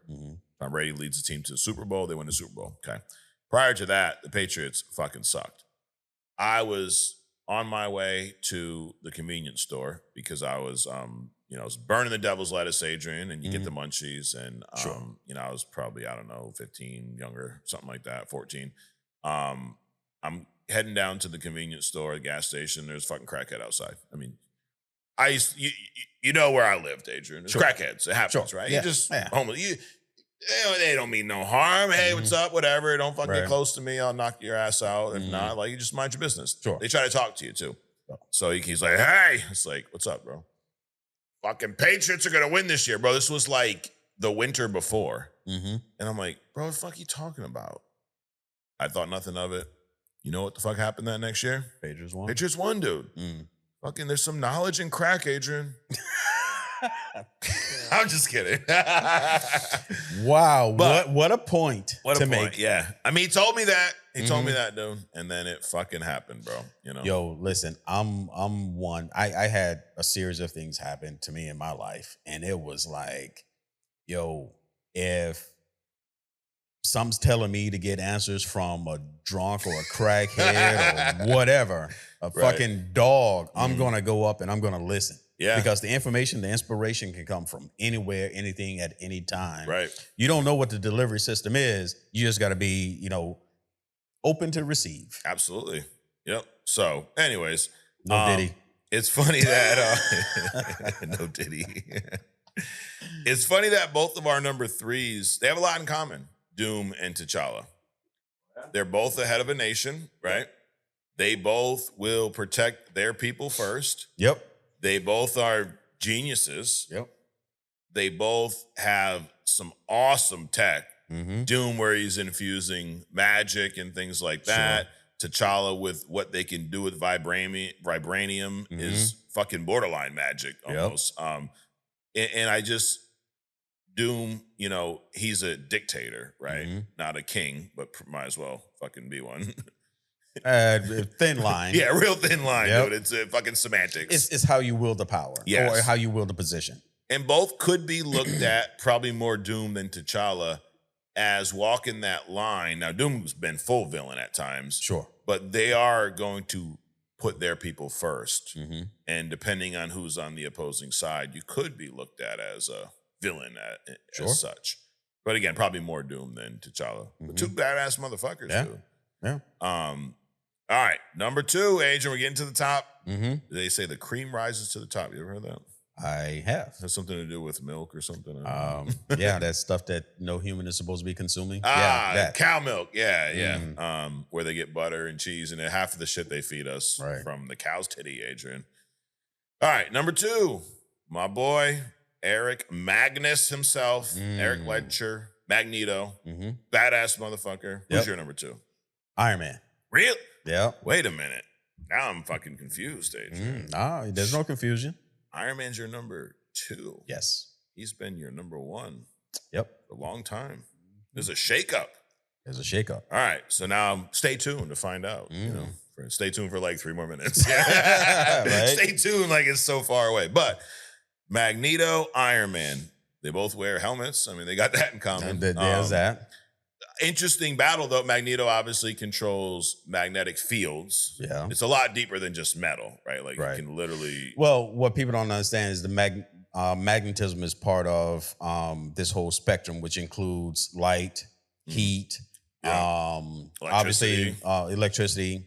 So there's more than just metal. Yeah. Same thing with Storm. She controls more than just fucking weather. Right. Yeah. You can't just make it rain on you. Yeah. She was fucking with me today, dude. I'm hanging and shit. Yeah. Really. Magneto's one where we've seen some very powerful, I guess, feats in movies. But do you agree that we've not even seen a fraction of his power set in movies? Absolutely not. Absolutely not. I mean, the closest thing, or one of the most impressive things he's done in movies was in Days of Future Past, where he lifts the baseball stadium and moves the shit a few miles and drops it on the fucking White House. Like, that was cool. Yeah. But then you go to like the animated show, X-Men 97. Remember, he's speaking to Tidy Whities, bro. He was up there in his Fruit of the Looms. Yep. And he fucking wrecked the entire planet. Yep. Just because he was pissed. Hey. He's a badass. And he's one, notice a trend here for me. Wanda, Doom, Magneto. They all can be painted as villains. Doom and Magneto more than Wanda, they will stand up for their people. Sure. Doom's people being everybody in Latveria, right? Yeah. Sometimes extends to the human race, sometimes, but depends on the threat or the situation. Right. Yep. But at least his Latvians. Correct. I don't know if that's really what they call it, but I'm calling them that. Magneto with the mutants. Yep. He literally will slaughter humans Mm-hmm. to keep his mutants safe. Correct. I remember seeing an interview with Stan Lee talking about the creation of Magneto and Xavier, and how a lot of it was based on the civil rights movement. Mm-hmm. And he always looked at Xavier was Martin Luther King, Mm-hmm. the more peaceful route. Sure. And Magneto was more Malcolm X, Mm-hmm. by any means necessary, Mm-hmm. to an extent. Sure. Magneto more, but you can see the inspiration there. Yep. I'm a big Magneto fan. I think some of the best X-Men stories are when Magneto's there. He's almost like, you got Batman, you got Joker, you got X-Men. Magneto should be in the mix somewhere, you know. So that is my number 2. Yours is Iron Man. Yep. Why do you love Iron Man, Adrian? I'm a tech head. I Yeah. grew up with the tech. Everything about him fascinated me. So Iron Man, Reed Richards, Yeah. Reed with the whole Fantastic Tower and, all the gadgets that he made, dimension popping, all this other kind of stuff. But Iron Man, because it almost felt like I could do that, Yeah. So that was why he still is, high up in the rankings for me. Got it. What I like about the Iron Man character is he's flawed. Mm-hmm. Tony Stark. Absolutely. Right? For as amazing as he is at Iron Man, Mm-hmm. the suit, the power, the arc react, all that great stuff, he always seems to have his own agenda. The thing about the Tony Stark, and it has to be Tony Stark / Iron Man. It's not like Bruce Wayne, is the Right. mask and Batman is the real person. Tony Stark and Iron Man are the same. Yes. He flows between them, and he doesn't change. Right. He doesn't change character to be one or the other. Mhm. So that's unique. Yeah. In the comic book world, because people are either hiding their identities, or they're fully open. Right. But he is the suit is just an extension of Tony Stark. Yeah. Pretty much. Yeah. Do you like comics more? Because there was a time in comics where it was a secret identity. Sure. And then there was also a time where it was wide open. Mm-hmm. What do you like better from a reader standpoint, when the stories of secret identity or where it's wide open? I mean, the way they write it, both make sense. Yeah. And it makes sense for the ones that have exposed their identities, like Sure. a Tony Stark. But a character like a Bruce Wayne, a Spider-Man, a Daredevil, it Yeah. makes sense that those characters they have their secret identities. Right. But for Iron Man, for you, what do you like more? When he's a secret identity or when he's not? I think I like the secret identity. Really? Mostly because because the battles were different. Yeah. Him having to sneak off and do some shit and then, Right. make up stuff. And then, Yeah, where's Tony Stark? Right. Yeah. Or he actually made suits that would show up as Iron Man while he was, standing, in front of a camera as Tony Stark. Things like that. Yeah, He had that to was get cool. real creative. Now it's just, excuse me, let me go be Iron Man for a hot second. That was something that was a major change in the MCU, because the only time there was a secret identity was like the first part of the Iron Man movie. Then by the end, remember at the press conference, he literally goes, "I'm Iron Man." Right. So that was a major change, but it worked perfectly on screen. Sure. I think because of because of the MCU, I've become more of an Iron Man fan than I was prior to. Like as a kid, I didn't care about no Iron Man shit. Right. But now that I've read a chunk of his stuff, especially a lot of Avengers comics with him in it, and I love the fact how flawed of a teammate he can be sometimes, because Tony Stark is out for himself. It's kind of like, I'm gonna help me, and if it helps you too, cool. Correct. And if it don't, sorry, bro, that's on you. You know. And I'm gonna be working for the team, but while I'm doing this, I also got this other plan here. I'm gonna do which we saw in the MCU when he creates Ultron. Like it backfires. Right. As much of a genius as he is, his ego gets in the way and overtakes him at times, which so a lot of his conflict as a character is internal. Yep. Which is cool. All right, that's number 2. Adrian, number 1. You want to guess who mine is, Adrian? My number one character of all time. Might start with a bat, end with a man. There you go. Yes, Adrian. Motherfucking Bruce, motherfucking Wayne, Batman, the Dark Knight himself is still my number one all-time favorite character. Nice. Now, I'm intrigued, Adrian, before I start glazing Batman. Iron Man used to be your number one. Yes. He's not anymore. Who the fuck is it?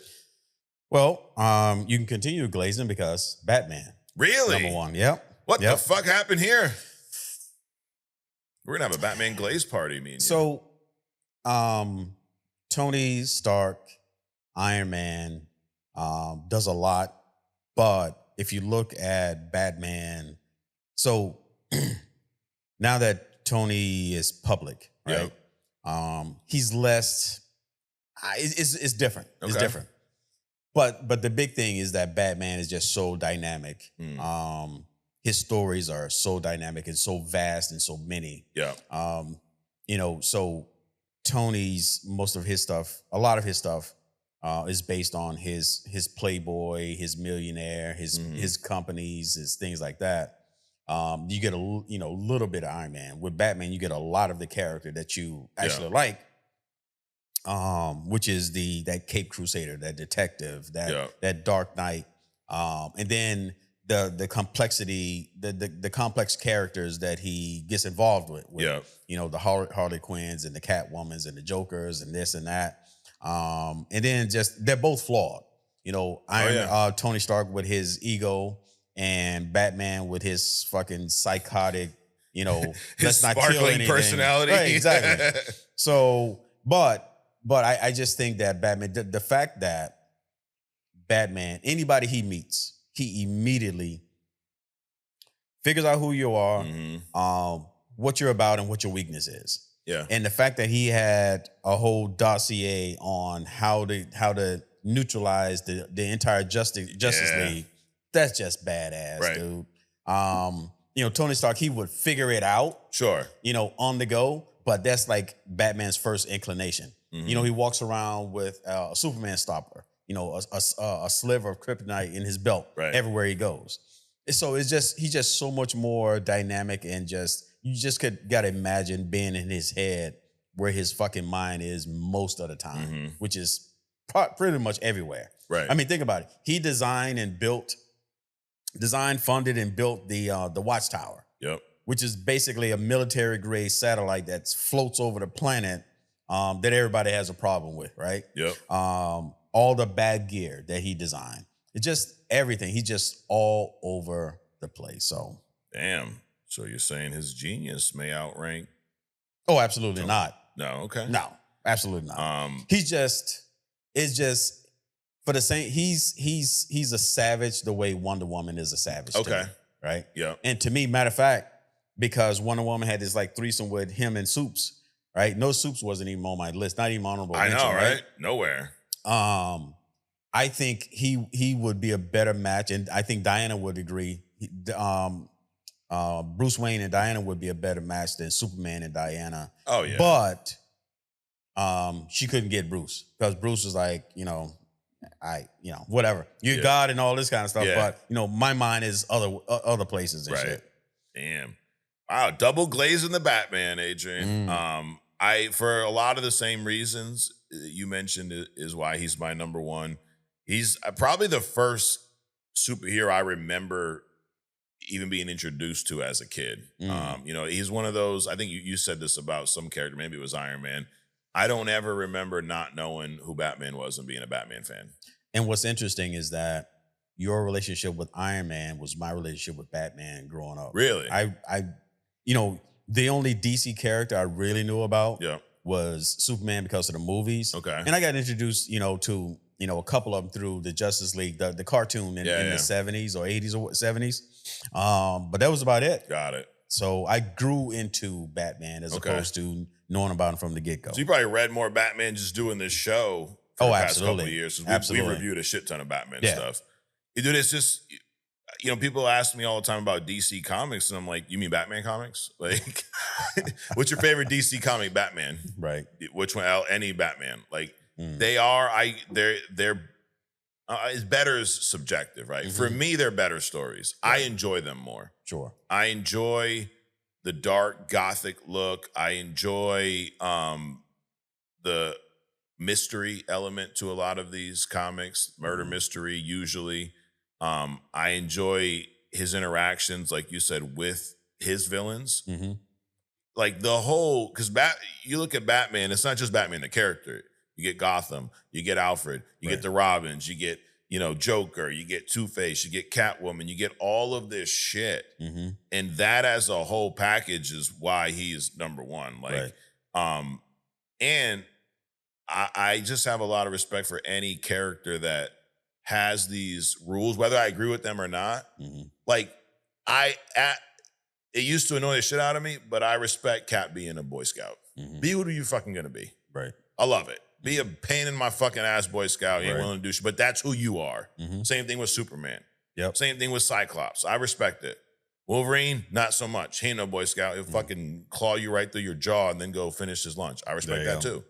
But I respect Batman taking this vow. And I just love the story. Parents murdered in front of you as a kid. You're a billionaire and you're out to prevent this for other people. Right. It's a fucking awesome story.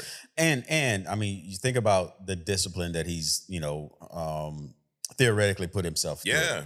Not only the discipline, but that drive for his entire life, to continue to do this over and over and over and over again.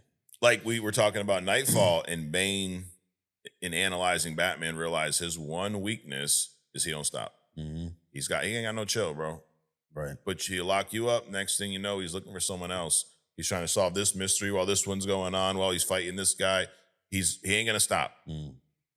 Which is used against him because he's, at the end of the day, even though he's peak human, he's a human. Right. In a world of a lot of meta people. Right. A lot of whatever the fuck you want to call them. Juiced up, bro. And he holds his own. Right. The fact that he has beaten even forget about how many times he's beaten Superman at least once. Right. Is impressive. Right. A literal damn near god. I mean, and that's the thing. He's just the characters that he's gone up against. He's literally gone up against gods, monsters, all kinds of things, and he don't flinch. You slipped that in there. That's the phase of DCU is gods and monsters. Dude, look at that, bro. We're like walking billboards, right? Dude. We're just marketing machines for companies that don't even fucking pay us. Dude, at some point, send me something. Right. Shit. Instead of read a comic, send me a comic, All right. That is our top 5 characters. So you drop yours in the comments. Let us know who are your top 5. And I love this because you get a crazy range of characters. Like I'm sure we'll see some Green Lanterns on some people's lists. Oh, absolutely. Flash, maybe a Squirrel Girl. You never know, dude. I'd be impressed. Don't do it just to fuck with me, but if you're a fan of Squirrel Girl, please drop that in the comments. Sure. All right, we're going anonymously. Yeah. We're going from top 5s to top 5s, Adrian. Top 5. Why are you ranking them? Because I fucking like to. There you go. 'Tis the season. It's almost Halloween. We're about 2 weeks away. You gonna go trick-or-treating? I do know trick-or-treating. No, are you gonna go trick-or-treating? No, I never go. Matter of fact, I turn my lights off and shit, so nobody come to my house. I was gonna say, where you live, do you hand out candy? No, I don't get into that. No, you don't fuck with that. You're a Jehovah's Witness on the 31st. No. I'm a big, now my kids are younger. I'm a big trick-or-treater. We go out and get some candy, probably dress up, whatever. But 'tis the season for horror movies. Yes. Now you're not a huge horror movie fan, right? No. It's not like your go-to genre. No. I am. I'm fucking twisted age. I like them. But I got my top 5. This is also a list like that. I've never ranked my top 5 horror movies before. Right. On Mike Check last week, I just kind of went through movies, weren't my top 5, but movies that I must watch this Halloween season. Because it's different. Like for you're a Christmas guy. Yeah. Are there movies that and we'll probably do this in December, you would list as your top 5 favorite Christmas movies, but not necessarily ones you have to watch every year? Absolutely, yeah. Like, dude, Home Alone's a movie that I see every year. Is it my favorite? I do not. You don't see it? Nah, I think it's fucking stupid, dude. Okay. I mean, it was good to watch it the one time, but it's not something Home Alone. I don't go to. It's not my go-to. Elf is another one I watch every year. Nope. Bad Santa's another one. Absolutely do that one. Yep. Bad Santa and Bad Mama. Okay. So anyways, these are not, I don't watch these every year, but these are my top 5 favorite horror movies of all time. We're going to go, I didn't rank these. I don't rank them. Just shit them out. All right. But I do have my number one. Okay. So, all right, let's go. My first one here is Child's Play 2. Okay. Good old Chucky, the second one. Hold on. Let's talk about why are these your favorite horror movie? Is it because they're entertaining or they scare the shit out of you to this day? None of these scare the shit out of me to this day. I'm sure there was a point in time where I was scared of some of these as a kid. This Child's Play 2 definitely as a kid, because I was probably like, I don't know, fucking 8 years old when this shit was coming out. We're talking about killing dolls waking up. And these were back when they weren't campy. Dude, what kind of parents did you have? No, just shit. Legit. I was watching all this shit. But these are more, they're entertaining movies. Got you. Is why they're on my list. Got you. They're also they're good movies as well. Not because there's some horror movies that are fun but are not good movies. True. Right. You're just watching it because everybody's getting killed and there's naked girls running down the the Camp Crystal Lake, like the Jason movies. Yeah. I'm a big Jason guy, but I tried to watch. There's more soft porn than fucking a lot horror. of them. And you knew if you showed your titties, you were getting killed. Yeah. If you smoked weed, you were getting killed. Yeah. If you were black, you were the first to go. You're going to be the first, maybe the second if you're lucky, you know, if it's like a sequel. Yep. But if it's the first movie and you're black, you're dying in the first fucking 20 minutes. Yep. Like good old 80s and 90s, bro. Hey. But anyways, those movies, they're not great movies. These movies, to me, they're entertaining. They were scary, but they're good movies. Okay. So Child's Play 2, the second Chucky one. The first one's really good, but I thought the second one improved upon that. The kid who played Andy did a great job of being afraid. It's good acting too. Like when the actor can really portray being afraid, you can almost feel it. So that, and I think what happens a lot of times in these sequels is you see too much of the villain character. Like in a good jump scare slasher type movie, you shouldn't see a lot of Jason. The music, and you can't rock and roll montage everything. Right. You gotta have a score that keeps you interested, keeps you on the edge of your seat, and in a flash, and then that motherfucker just comes up and Anyway, so Child's Play 2 for me is my first one. What you got? Throw one out there. So I do have my top 2. Okay. But these were somewhere in the bottom in no particular order. So my shit's old school, right? So I would say one of the first one I'll mention is The Omen. Oh shit! Okay. With Damien, the whole the Devil's Son and all that kind of shit. Yep. Damn. That's some like creepy bone chilling kind of shit. Okay. That's on some like Exorcist level. That's on the list as well. Oh shit! Okay. My next one, I'm gonna rank the rest of these. All right, so Child's Play. My next one is going to be The Shining. Okay. Stephen King's The Shining, Jack Nicholson, that whole, the Overlook Hotel. This was Red Room. This was one as a kid. Dude, this fucking scared the shit out of me as a kid. Yeah. And then he fucking loses his mind. And then when he drinks, bro, you so bad don't want him to. And he falls for it, dude. But anyways, The Shining. What you got? Poltergeist. Okay. So those are the movies where, that's why I said they don't even make horror movies today. Because compared to that shit, those were like life-changing. Like today I'm still looking over my shoulder and shit for different weird stuff. But so Poltergeist. Yours is more based on movies that scared the shit out of you? Oh, absolutely. Yeah, okay. But it's also, you're looking at it from a child perspective, right? But those are good movies too. Too. So it's like you go to a town you haven't been to in 20, 30 years, right? And it's like, I remember this town used to be so much bigger. Well, because you're fucking bigger now. Right. One of your steps is 3 of, your steps as a child. So you just look at it differently. But you still have that nostalgic feel or emotion about the thing that you saw as a child. Yeah. And these movies to me were just paralyzing. Damn.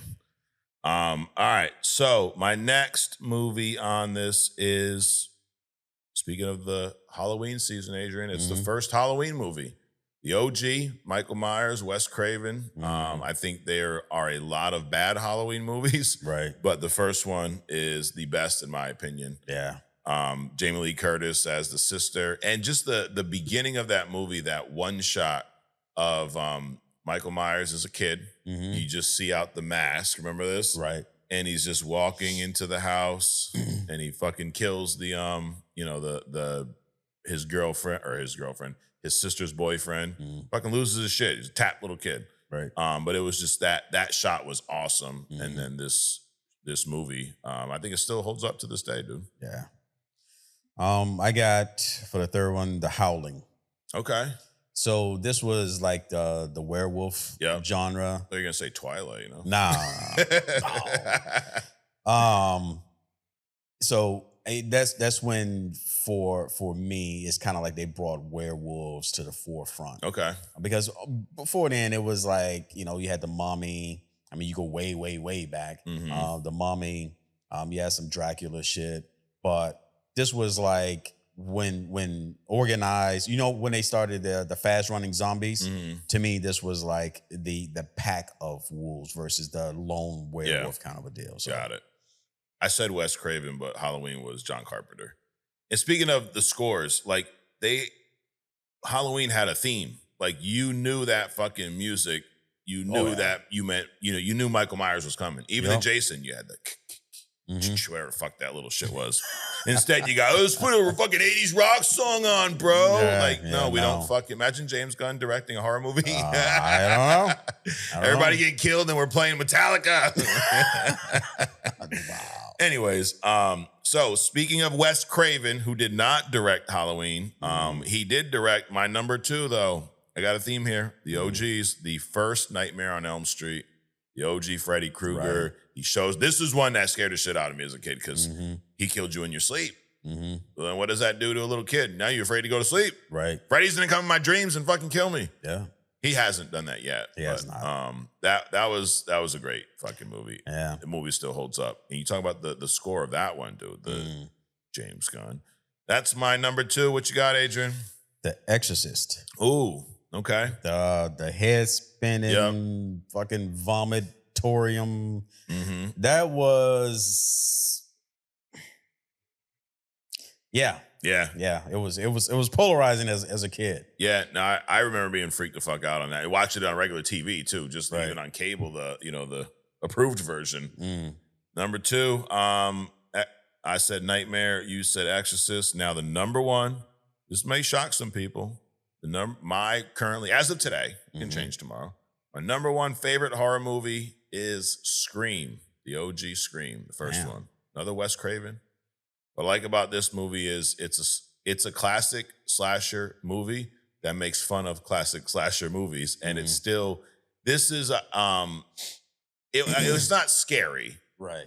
But it's a good movie, and the mystery aspect to it's one of those where you don't know who the killer is until the very end, and then there's a nice little twist at the end of this one.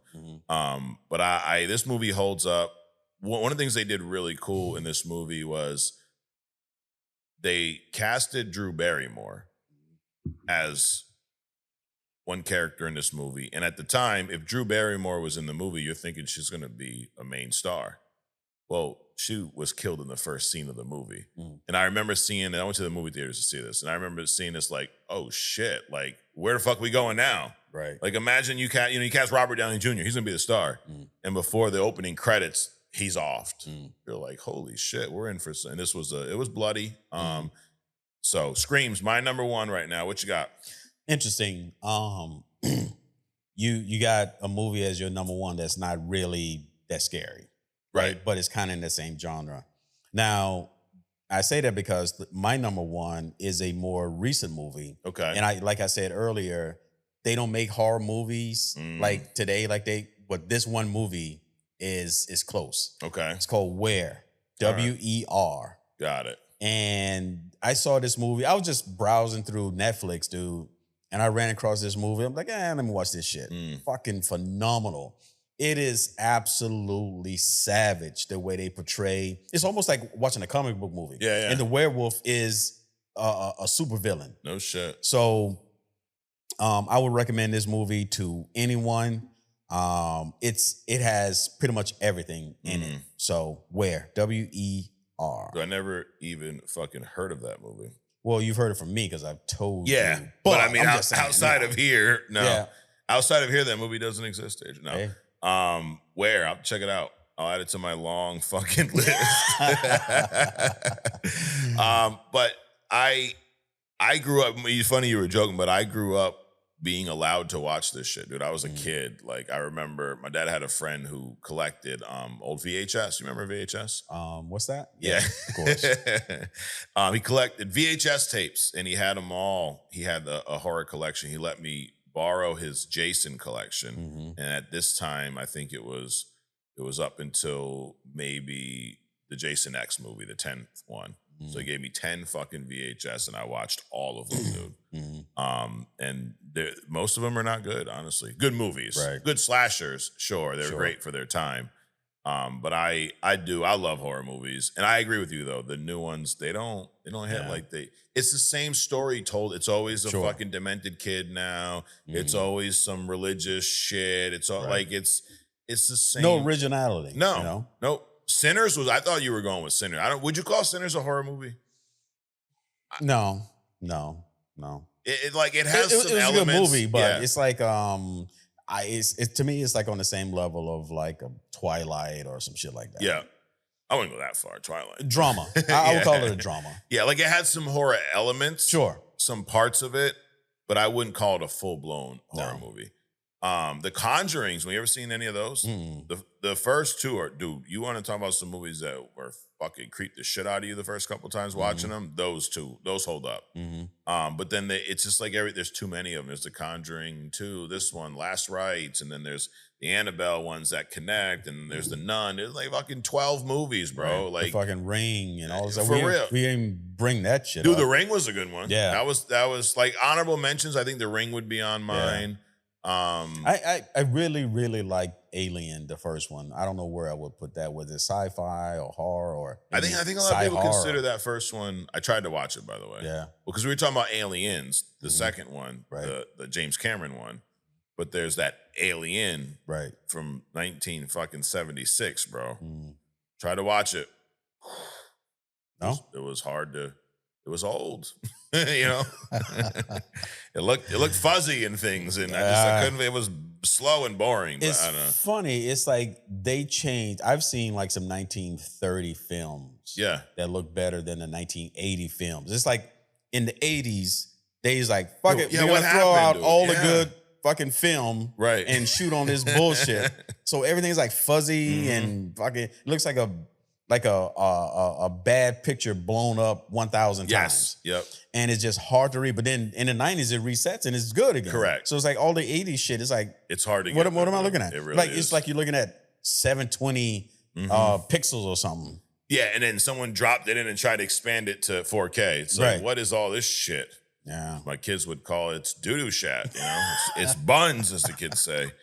Any other honorable mentions that come to mind? Some horror movies you left out? Dude, it's just so much. I remember there's this one where this guy, he went to some fucking Africa or whatever and brought back this voodoo doll, and it would possess you, and it killed off everybody. And at the end, it got after this woman, and she tried to throw it in the oven. Yeah. She thought it was done. She opened the oven, and it jumped into her body. And then at the end, she's talking on the phone, waiting for her husband to come home. And she's sitting there with a knife, like stabbing in the floor in front of the squatting on. I mean, some creepy shit, dude. So, I mean, it's a lot of stuff. There's a lot, yeah. It's a lot of stuff. There is a lot. All right. Well, what is also a lot, Adrian, can be hidden. I mean, not hidden gem. Fucking goddamn it. Cut that shit out. We respond. We respond. So, we got some comments. We're going to have some responses. That's how it works here. It's pretty simple. Let me pull them up. And this, sometimes I do cut some out before, you know, but it's organic, Adrian. I'm just going to pick them as we go, okay? Yeah, let's do it. It's like you guys do when you pick your notes. You just pick it as you go. All right, we respond. Mick Skeeter said he's going to send us a Galactus helmet, by the way. So, yeah, the popcorn bucket. Because, I think what he learned is kind of like with the Fantastic cars. You buy these things, you get them, then what the fuck do you do with them? They take up a lot of space, bro. Yeah. But we will prop it right here on the table when it arrives. What Mick Skeeter has to say this week is, AWOB, gentlemen, yes. Thank you for putting out the comic book bundle together. You're welcome. So I placed the first order. We had a couple orders of the Doomsday Multiverse Bundle. This is the, you get House of M, you get Avengers vs. X-Men, and you get Secret Wars all in a bundle. Retail values right around $100, and you can get it on Only Comics merch for $69.99. I accidentally canceled the website the other day. Damn. So I did this free trial. I was trying to pull Shopify products into TikTok Shop, and it didn't work. It was a 7-day trial. I was like, oh, shit, I got to go cancel it. So I go in to Shopify, and I cancel what I thought was a trial, but it was actually my Shopify account. Damn. So on the live, someone's like, yeah, I tried to go on your website. It doesn't work in Canada. I'm like, well, it fucking should work everywhere. And I realized the next day. But the good thing about it is Shopify keeps your shit for like 2 years. So I turned it right back on. So it's live now. I say all that to say, first round of Multiverse, Doomsday Multiverse bundles have been ordered. So I should get the books for those this week, and we'll pop those right out to you guys. You can still order if you want. Anyways, what else McSkeeter says is, I guess we need a DC Salvation run bundle now, since it looks like James Gunn is probing towards that run of the comics. There you go. I will look into that. Either way, I wasn't too thrilled with this season finale. Too much relationship romance that I feel wasn't needed. Yeah, I mean, all right. Jennifer Holland, who plays Harcourt, is James Gunn's wife. I know they're acting. I get it. But did it seem like he liked seeing his wife make out with John Cena? Like, do we really need that much of it? Like, I don't know. People get into different shit, though. Right. Into some weird stuff. A little cuckold situation. Is he sitting in that special chair is what you're saying? Not the director's chair, by the way, the other one. So who knows? Who knows? But yeah, I agree, McSkeeter. There was a little much of that. I wish we got more of the Salvation universe instead of just a cliffhanger. But I think so far, Gunn's DCU is living up to the expectations. I agree with that. I think he's done a pretty solid job. Sure. Everything's not going to be perfect. No. Everything can't be a prize, But would you say so far, we're talking, Creature Commandos, Superman, and now Peacemaker? Sure. Pretty solid start. Well, it was actually Peacemaker, then Creature Commando, then Superman. Oh, yeah, because we had season 1 that wasn't DCU, but now it kind of is. Who the fuck knows? But yeah, I'd say, great start. As always, you guys have a great week and be safe. Well, you too, McSkeeter. Jay shot it. What's up, Mike and Adrian? AWOB, love the hidden gem on Poison Ivy. That was good, by the way. Finished Marvel Zombies and Peacemaker recently. I really enjoyed both. Not sure how I feel about Toby's 4th movie, because it could either be peak or garbage. Yeah, I mean, there is something to that, like a sequel that long after Avatar, James Cameron. Sometimes it could be really bad. Beetlejuice, you know. Sure. Hocus Pocus too. Well, both of those movies fucking suck. You like Hocus Pocus? No. No, it's just fucking silly. Like, why is everybody glazed the first one? Oh my God, Hocus Pocus, oh my God. Because they were children when they saw it. Now they're adults and they have that child memory of it. So we call that stupid. Damn. But Toby's 4th, I agree. It could be. And if you live in Jersey and like Hocus Pocus, you really fucked. Or if you're one of those people that go to Salem, Mass this time of year and crowd the fucking streets because the witches are here, Adrian. The witches. They weren't here yesterday? No, only this time of year. Only. Fuck all you guys and fuck Columbus Day. What's that have to do with nothing but fuck Columbus Day, okay? It's bullshit. I'm not celebrating Columbus Day. Anyways, he also says, Mike, did you see the announcement of Batman Night? Yes, I have, and I fucking love it. I'm ready. That's why I got my Batman stuff. I'm wearing Batman on Batman. I'm glazing Batman, Adrian. Jay Hubbard says, if you don't like Bad Bunny because his name sucks and he dances around and dresses, it's really because I'm a racist. Got it. Yes, it is, yeah. What was that? So I guess this is the funny shit. Bad Bunny at some concerts and some photo shoots, he's worn female clothes. Okay. Now, so they So just has most people in entertainment. there you go, exactly. It's like they just come up with the dumbest shit. It went from the first thing was, get an American to do it. Then now they were educated that Puerto Rico's part of America. Okay, boom, next. Well, he needs to speak English, can't speak Spanish. Then some of them were educated that this country was the whole idea of freedom is you have the right to speak whatever the fuck you want to speak here. Besides some people that speak English, still don't know what the fuck you still don't saying. understand what they're saying. Right. I mean, it's different fucking dialects, right? Like where you grew up, they speak a different English than up here. Yeah. From an accent standpoint. Yes. Go to Boston, y'all from fucking Arizona might not know what they're saying. You know, pack the car. Like, what'd you say? Yeah, pack the khakis. You wearing khakis? No, the khakis. You don't know, right? So, anyways, and the whole idea of America was founded on the idea of we don't want the government to tell us what the fuck to do. We want to do what the fuck we want to do. But you got to understand, when they founded America, there was only one America, and they were talking about them. Correct. And who was the government at that point? Fucking UK. Right. Starting America was the biggest form of fuck you, we're going to do what we want to do to the government. Right.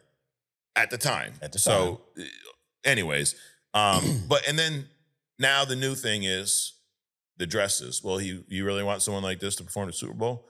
I go, the first fucking performer was Michael Jackson. Mm-hmm. He didn't wear female clothes, but he was he walked that line, androgynous or whatever the fuck you want to call it. Prince performed. Yeah. Where's Prince shop, dude? Fucking Fashion Bug or something. I don't know. I mean, he wore female clothes. Yep. Aerosmith. You ever see the way Steven Tyler dresses? Yep. With lipstick and all? That was okay, though. So all those were okay. Fucking U2. They wear dresses and shit at times. But my point is, they just keep coming up with other stupid shit instead of just going like, I don't want him to perform because I'm racist. Right. At least now we know, right? Just be open about it. So what was the comment? The comment was basically, so if I don't like him because he wears dresses, then that makes me racist. I mean, not directly, but kind of. You don't want him to perform because he wears dresses. Why do you give a fuck what he wears? They make you a fucking homophobe. Maybe, but not a racist. I mean, right, yes. I mean, it's two completely different things. Sure. You can be one without the other one. My point, though, I think what he was getting at was these people that are so offended by it, they really can't explain why. So they're using all this nonsense. So to me, the real answer is you don't want to perform because he's Hispanic. Right. Let's just call it what it is. Yeah. What is it? Turning Point, Charlie Kirk's organization. They're putting on their own halftime show, a real American halftime show. Oh. Yeah. So I think they're going to get fucking Kid Rock to perform or something. They're like, talent will be named later. Dude, I don't think anyone in their right mind who is a popular artist is going to perform at that show. I doubt if they get Kid Rock. He wants to because he's an asshole. Really? Oh, yeah. He thinks he's one of the ones calling out the Bad Bunny. I'm like, bro, how about this? You're from Detroit and you wear a cowboy hat. Come on. You never talk about what people are fucking doing? Anyways, damn. I don't think cowboys spent a lot of time in fucking Detroit, but whatever. All right, on to some better news, Adrian. We're going to bring the mood up a little bit, okay? Slappa says, hey, wow, my guys, y'all crack me up every week. I swear, your laughs are so infectious. We try to. Actually, we don't. It's just organic. Right. Anytime Adrian is laughing, I can't hold mine. You do have a funny laugh, by the way. It's infectious. It gets everyone else paid going. Attention to it. No, it gets everyone else going, Adrian. So, guys, that wasn't my top 5 horror. Oh, yeah, because he had like some Jason X on there. It was a suggestion. Okay, I fucked that up. But here are his top 5 horror movies. Number 5, Nightmare on Elm Street 3. Okay. Number 4, Scream. 3, The Conjuring. The First Halloween, number 2. And Friday the 13th, 09. Okay. Friday the 13th, 09 is actually a decent movie. It's a lot better. What it does is I think it brings a lot of what people liked about the Friday the 13th series and puts it all into one movie. Because you see like, it's almost like the first 3 or 4 movies recreated into one. Okay. Anyways, Scream really redefined horror. I agree with that. Felt like it changed the writer's perspective of having dumb characters in horror movies because that was part of it. It made fun of a lot of the dumb characters. Because like your point, we were talking about the slasher movies. If you fucking smoke weed, if you did that, like just there's a chainsaw outside. Let me go check it out. A lot of that shit stopped with this. Like Wes Craven kind of called everybody out on this. Right. Like you you can come up with creative ways for people to die. We don't have to have everyone be a dumbass. Right. I'll add a second comment for questions. At work, writing while my boss ain't looking. You don't be getting fired for only comments, bro. I mean, but yeah, you can do it while he's not looking. Sure. John Bon Von, in the next season of Daredevil, I want all the Defenders back, even if it's Iron Fist with that actor. Continuity matters to me, LOL.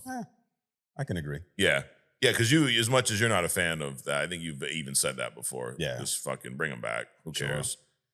Tobey Maguire, Spider-Man is the GOAT when we need it. Okay. Sons of Sekhmet, I'm catching the podcast late because the work is crushing me, but I'm still here. You both make my week so much better.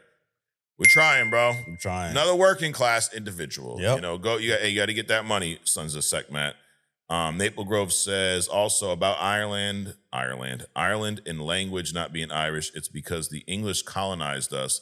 The motherfucking English, dude. It's always them. It's not always them. No. It's just most of the time. English and the Spanish, dude. Yeah.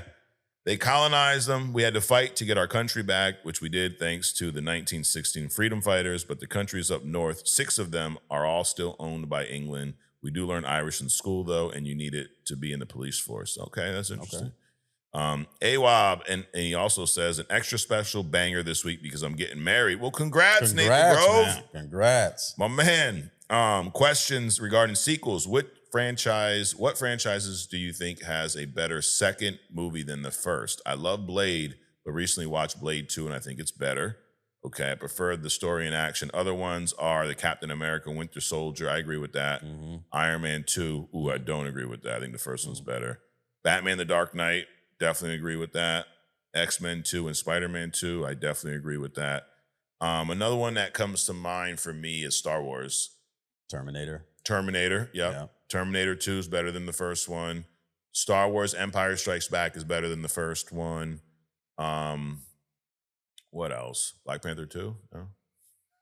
Let me see. Yeah. Fuck no. I think the Marvels was better than Captain Marvel. Oh, yeah. You know? But there wasn't 2, though. Yeah, I mean, kind of. It's kind of like 3, wasn't it? Yeah. It's technically like a sequel. Batman Returns was better than Batman.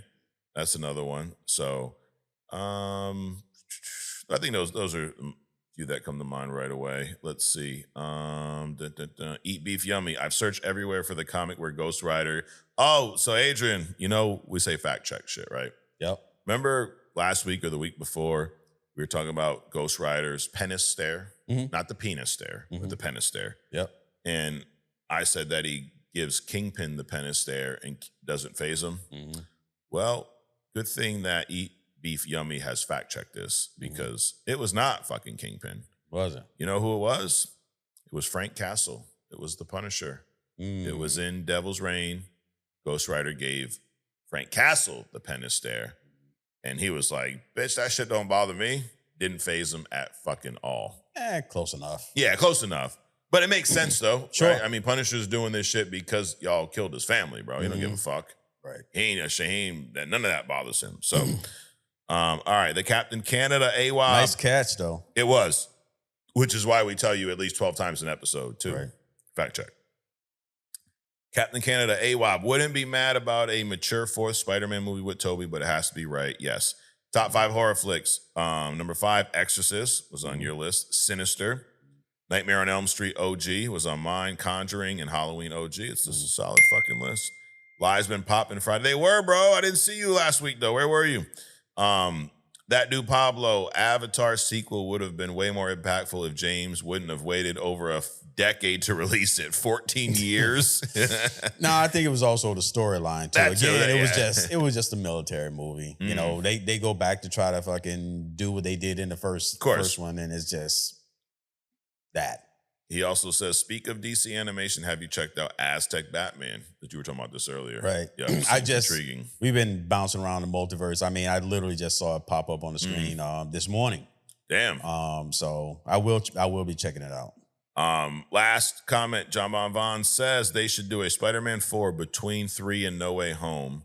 At the end, you see Toby walk through the portal and see Ned and MJ and roll credits. So, okay, it'd be kind of cool to bring him up to speed of what Peter was doing right before Sure. he showed up to I'd be down with that. So that is the YouTube comments for this week. For sake of time, we're gonna go right into Hidden Gem. Adrian, who is the Hidden Gem this week? Well, it's a good thing that the Hidden Gem is not as extensive as last week's. This week is Jesus. Green Arrow. Okay. Oliver. So it's interesting. So I'm researching this cat, right? And did you know that they basically made him as a competitor for Batman? He's made in Batman's image, basically. Really? Yeah. I did not So know you never that. think that, right? No, not at all. So Oliver Queen, Yeah. he like Batman, born into a rich family. Mm-hmm. Like Bruce Wayne, he grew up to be a playboy, but Oliver was like pretty much an asshole, all the way through. Now, there's two different continuities. There's the, before the New 52 and then the after, but essentially, so in one before, he was on a boat. Something happened on the boat. He ended up on an island. Post 52, he was on an oil rig. He did some dumb shit. His father kind of exiled him to an oil rig. He turned an oil rig into a playhouse. And something happened on the oil rig got attacked. Yeah. He compromised everybody, including his girlfriend. She got blew up and killed a whole bunch of people. He ends up on an island. So either way, he ends up on an island. Now, what a lot of people don't know about him is that he was into archery before this whole island thing. He didn't just pick up archery on the island, even though he probably wouldn't have had. I mean, it's coincidental and it's convenient because on an island with nothing, you probably don't have too much other choice but to create a bow, right?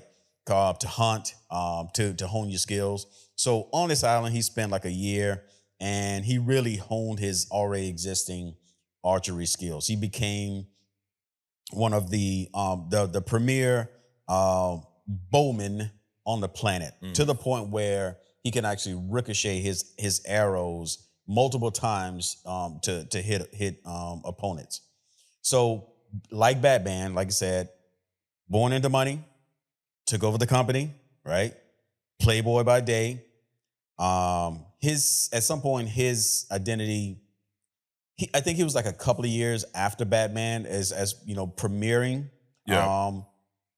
Because all these cats, they premiered at obviously different times. Batman didn't bring out everybody. He brought out a lot of villains, which of course brought out a lot of superheroes. So Oliver Queen as the Green Arrow came out probably a couple of years after Batman. Now, a lot of adventures hooked up with, the Justice League, obviously, interacted with a lot of people. One storyline, he had a kid during college, pretty much abandoned the mother and the kid. Then kind of pseudo-adopted somebody else, not a kid, but a sidekick. Like Batman had Robin, he had Red Arrow, right? So I did that whole mentorship thing, but a lot of people see him as like a Robin Hood, which he is not, even though he is for the people. Where Batman, his thing is about just, crushing bones and just, locking up criminals and stuff. The Green Arrow's mission is more, more social, more goody two-shoe kind of a thing. Now, you can imagine so human, like Batman, money, like Bruce Wayne, access, of course, because he has money, has access to all kinds of things. So now Batman's utility belt on Green Arrow is his arrow and his satchel, right? So theoretically, he can have any kind of arrow you can imagine. And he has had pretty much any kind of arrow that you can imagine. Boomerang, exploding, vibrational, again, razor, sonic, all kinds of stuff. Yeah. So he tends to be able to pull out whatever kind of arrow that meets the exact moment. So unlimited arsenal, pretty much. Now, when it comes to his fighting, to him, just like Batman, he's been trained in several martial arts been trained by some of the best, including Batman himself, so he can defend himself. So, but all in all, and there was this popularity thing. It's kind of like Shazam with Superman. Yeah. They created Shazam to kind of compete against Superman. And at one point, Green Arrow did have some popularity. Now, coincidentally, his character was made really popular by the CW series. Yeah, right? Arrow, right? Arrow, played by who's that cat? Josh something. Ammo Man? No. Why do I not have that? I thought I wrote it down. Go ahead. Anyway. I'll pull it Anyway. So anyway, he was Stephen Arnell. That's who played him. Stephen Arnell. So he was kind of like an unknown. He's like Iron Man to you. Kind of an unknown until the CW show came out. It was made popular. But I've always liked. It's got 8 seasons, by the way. Holy shit. Exactly. So just like the Flash, if you look up Flash has a lot of seasons too. Yeah. And then they intertwine those two. Yeah. So really good show, I thought. Don't they do a version of Crisis on Infinite Earths among these shows? I'm not sure. So with Arrow specifically, I kind of dropped off after a while. Okay. Also because it just doing other stuff. Yeah. It really is what it boils down to. There's too much shit, bro. Too much shit to do. Mm-hmm. But as a character, I've always thought that he was a pretty stand-up character. He's one of those characters that can show up anywhere. Yeah. And he did. He showed up, with Green. Obviously, he had the Green Arrow show, but he also showed up in the Flash thing. Mm-hmm. So you also have that community. It's kind of like Daredevil with the Defenders. They had their own sect in Central City. Got it. So I've always thought he was a strong character. Now, in Smallville, it was played by Josh Hartnett. Yeah. Right. That was also a good. He also portrayed him pretty well, I thought. Yeah. Little fruity, okay. but that's okay. They call that zesty nowadays. Oh, zesty. Yes, So a little zesty. A little zesty. But I also liked Josh Hartnett as the Arrow in Smallville. Got it. Which is my all-time favorite Superman show. Really? Yeah. Really good show. I thought they was going to cast that guy as Josh Whedon. Not Josh. He's the director of some other shit. But anyway, I thought they was going to cast him as the new Superman, but sadly they Tyler did not. or something, maybe? No, it wasn't Tyler. I'm making shit up. But anyway, so Green Arrow, I've always thought he was a stand-up character. Yeah. Not enough exposure. But he could have been as I wouldn't say that. Yeah, whoa, Nelly. He was more popular at one point than Batman. Damn. But of course, they kept just bringing out the Batman stuff. So it's like a fucking tidal wave. You just can't stop the momentum of the Batman. But anyway, Green Arrow, I think is a very good character. I think is one that could be used a lot in the DC. Yeah. But, then again, there's Aquaman too. They don't use him. There's a lot of people. Hawk Girl, Hawkman, just leave him where he is. He's nobody. So maybe Green Arrow will show up in the Green Lantern show that's coming out. So he's also portrayed as a very good detective. Yeah. So pretty much Batman, different color costume with arrows. Damn. So I looked it up. Crisis on Infinite Earths. So they did this in 2019 through 2020 it was a crossover with Arrow and Legends of Tomorrow. So in the Supergirl show is where it started. Supergirl in December 8th. Then that continued into Batwoman. Remember that show? Mm-hmm. Then The Flash on December 9th.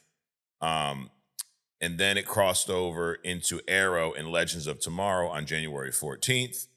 And then December 9th episode of Black Lightning also tied into this event. So I don't know how well it was done. I remember hearing some mixed reviews about this, but in a nutshell, they attempted this on screen. So, well, there was mixed reviews about a lot of those shows. So I mean, you kind of take that with a grain of salt. But most of these shows had pretty multi-year runs, though. I know Black Lightning did, Supergirl did.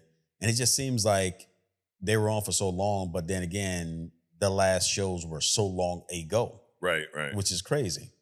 How does Arrow compare to Hawkeye? Because everyone always makes that comparison. Pretty much exactly the same. Really? You know, they're like the premier archer in their universe and all this other kind of shit. Got it.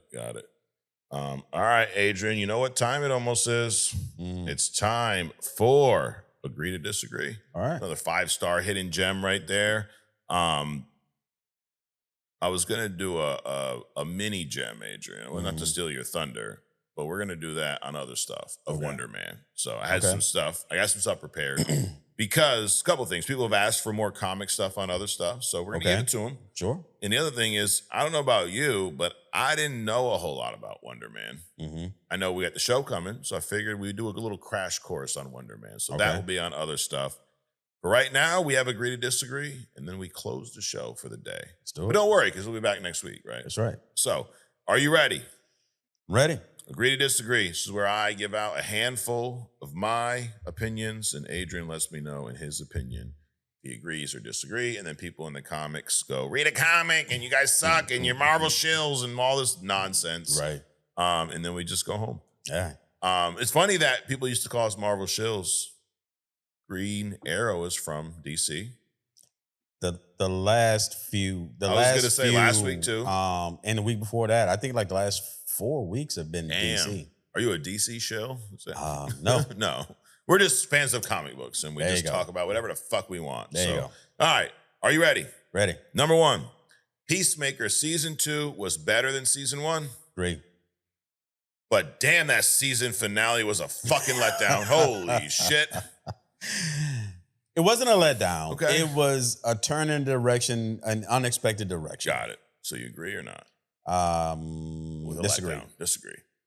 There's no such thing as too many cameos in a comic book movie. Agree. Read a comic if you fucking think that, because it's okay. It happens everywhere. Happens everywhere. Batman is smarter than Iron Man. Disagree. The Thunderbolts was better than Suicide Squad and the Suicide Squad. Agree. The Rock, here it goes. I saw the Smashing Machine. I gotta give you some context on this one. I saw the Smashing Machine last week. Right. Me and 12 other people, because it fucking bombed at the box office. But wow. I highly recommend it. And I am now on Team Dwayne Johnson. The Rock is a better actor than John Cena. I told you that. So therefore, I by default agree.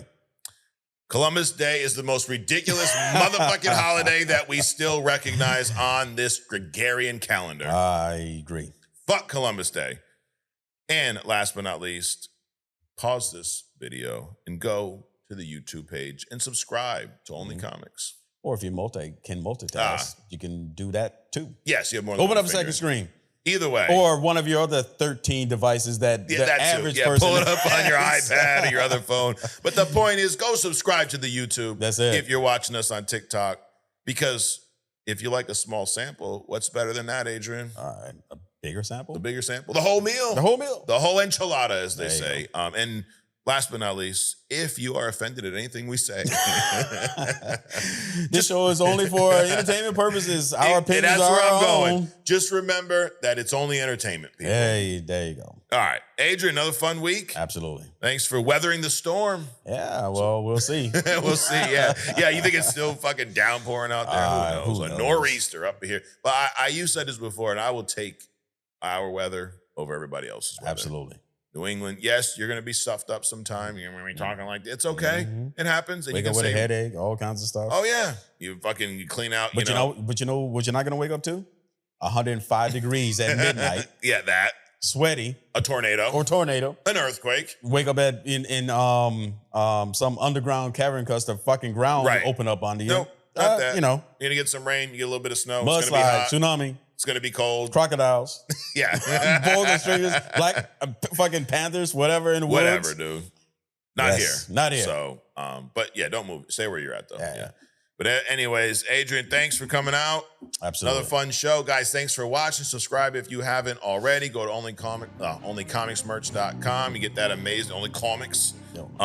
Get that amazing shirt Adrian's wearing, along with some other merch, along with some comic bundles for you that need to read a comic, as they say. So I gotta get that on this shirt. Read a comic. Read a comic. How can I get it in that voice? Like, what type of font would indicate? I don't know. Let's do some research. Yeah. You gotta like skew the font a little bit. Anyways, and join us on other stuff. We got some comic shit planned. Okay. Thor versus Wonder Woman. Yes. We got a Wonder theme because we got Wonderman is going to be. It's not a hidden gem because that's your thing. This is going to be something else. I don't know. Okay. These nuts, maybe. I don't know. Anyways, thanks for joining us, and we will see you next week right here on Only Comics.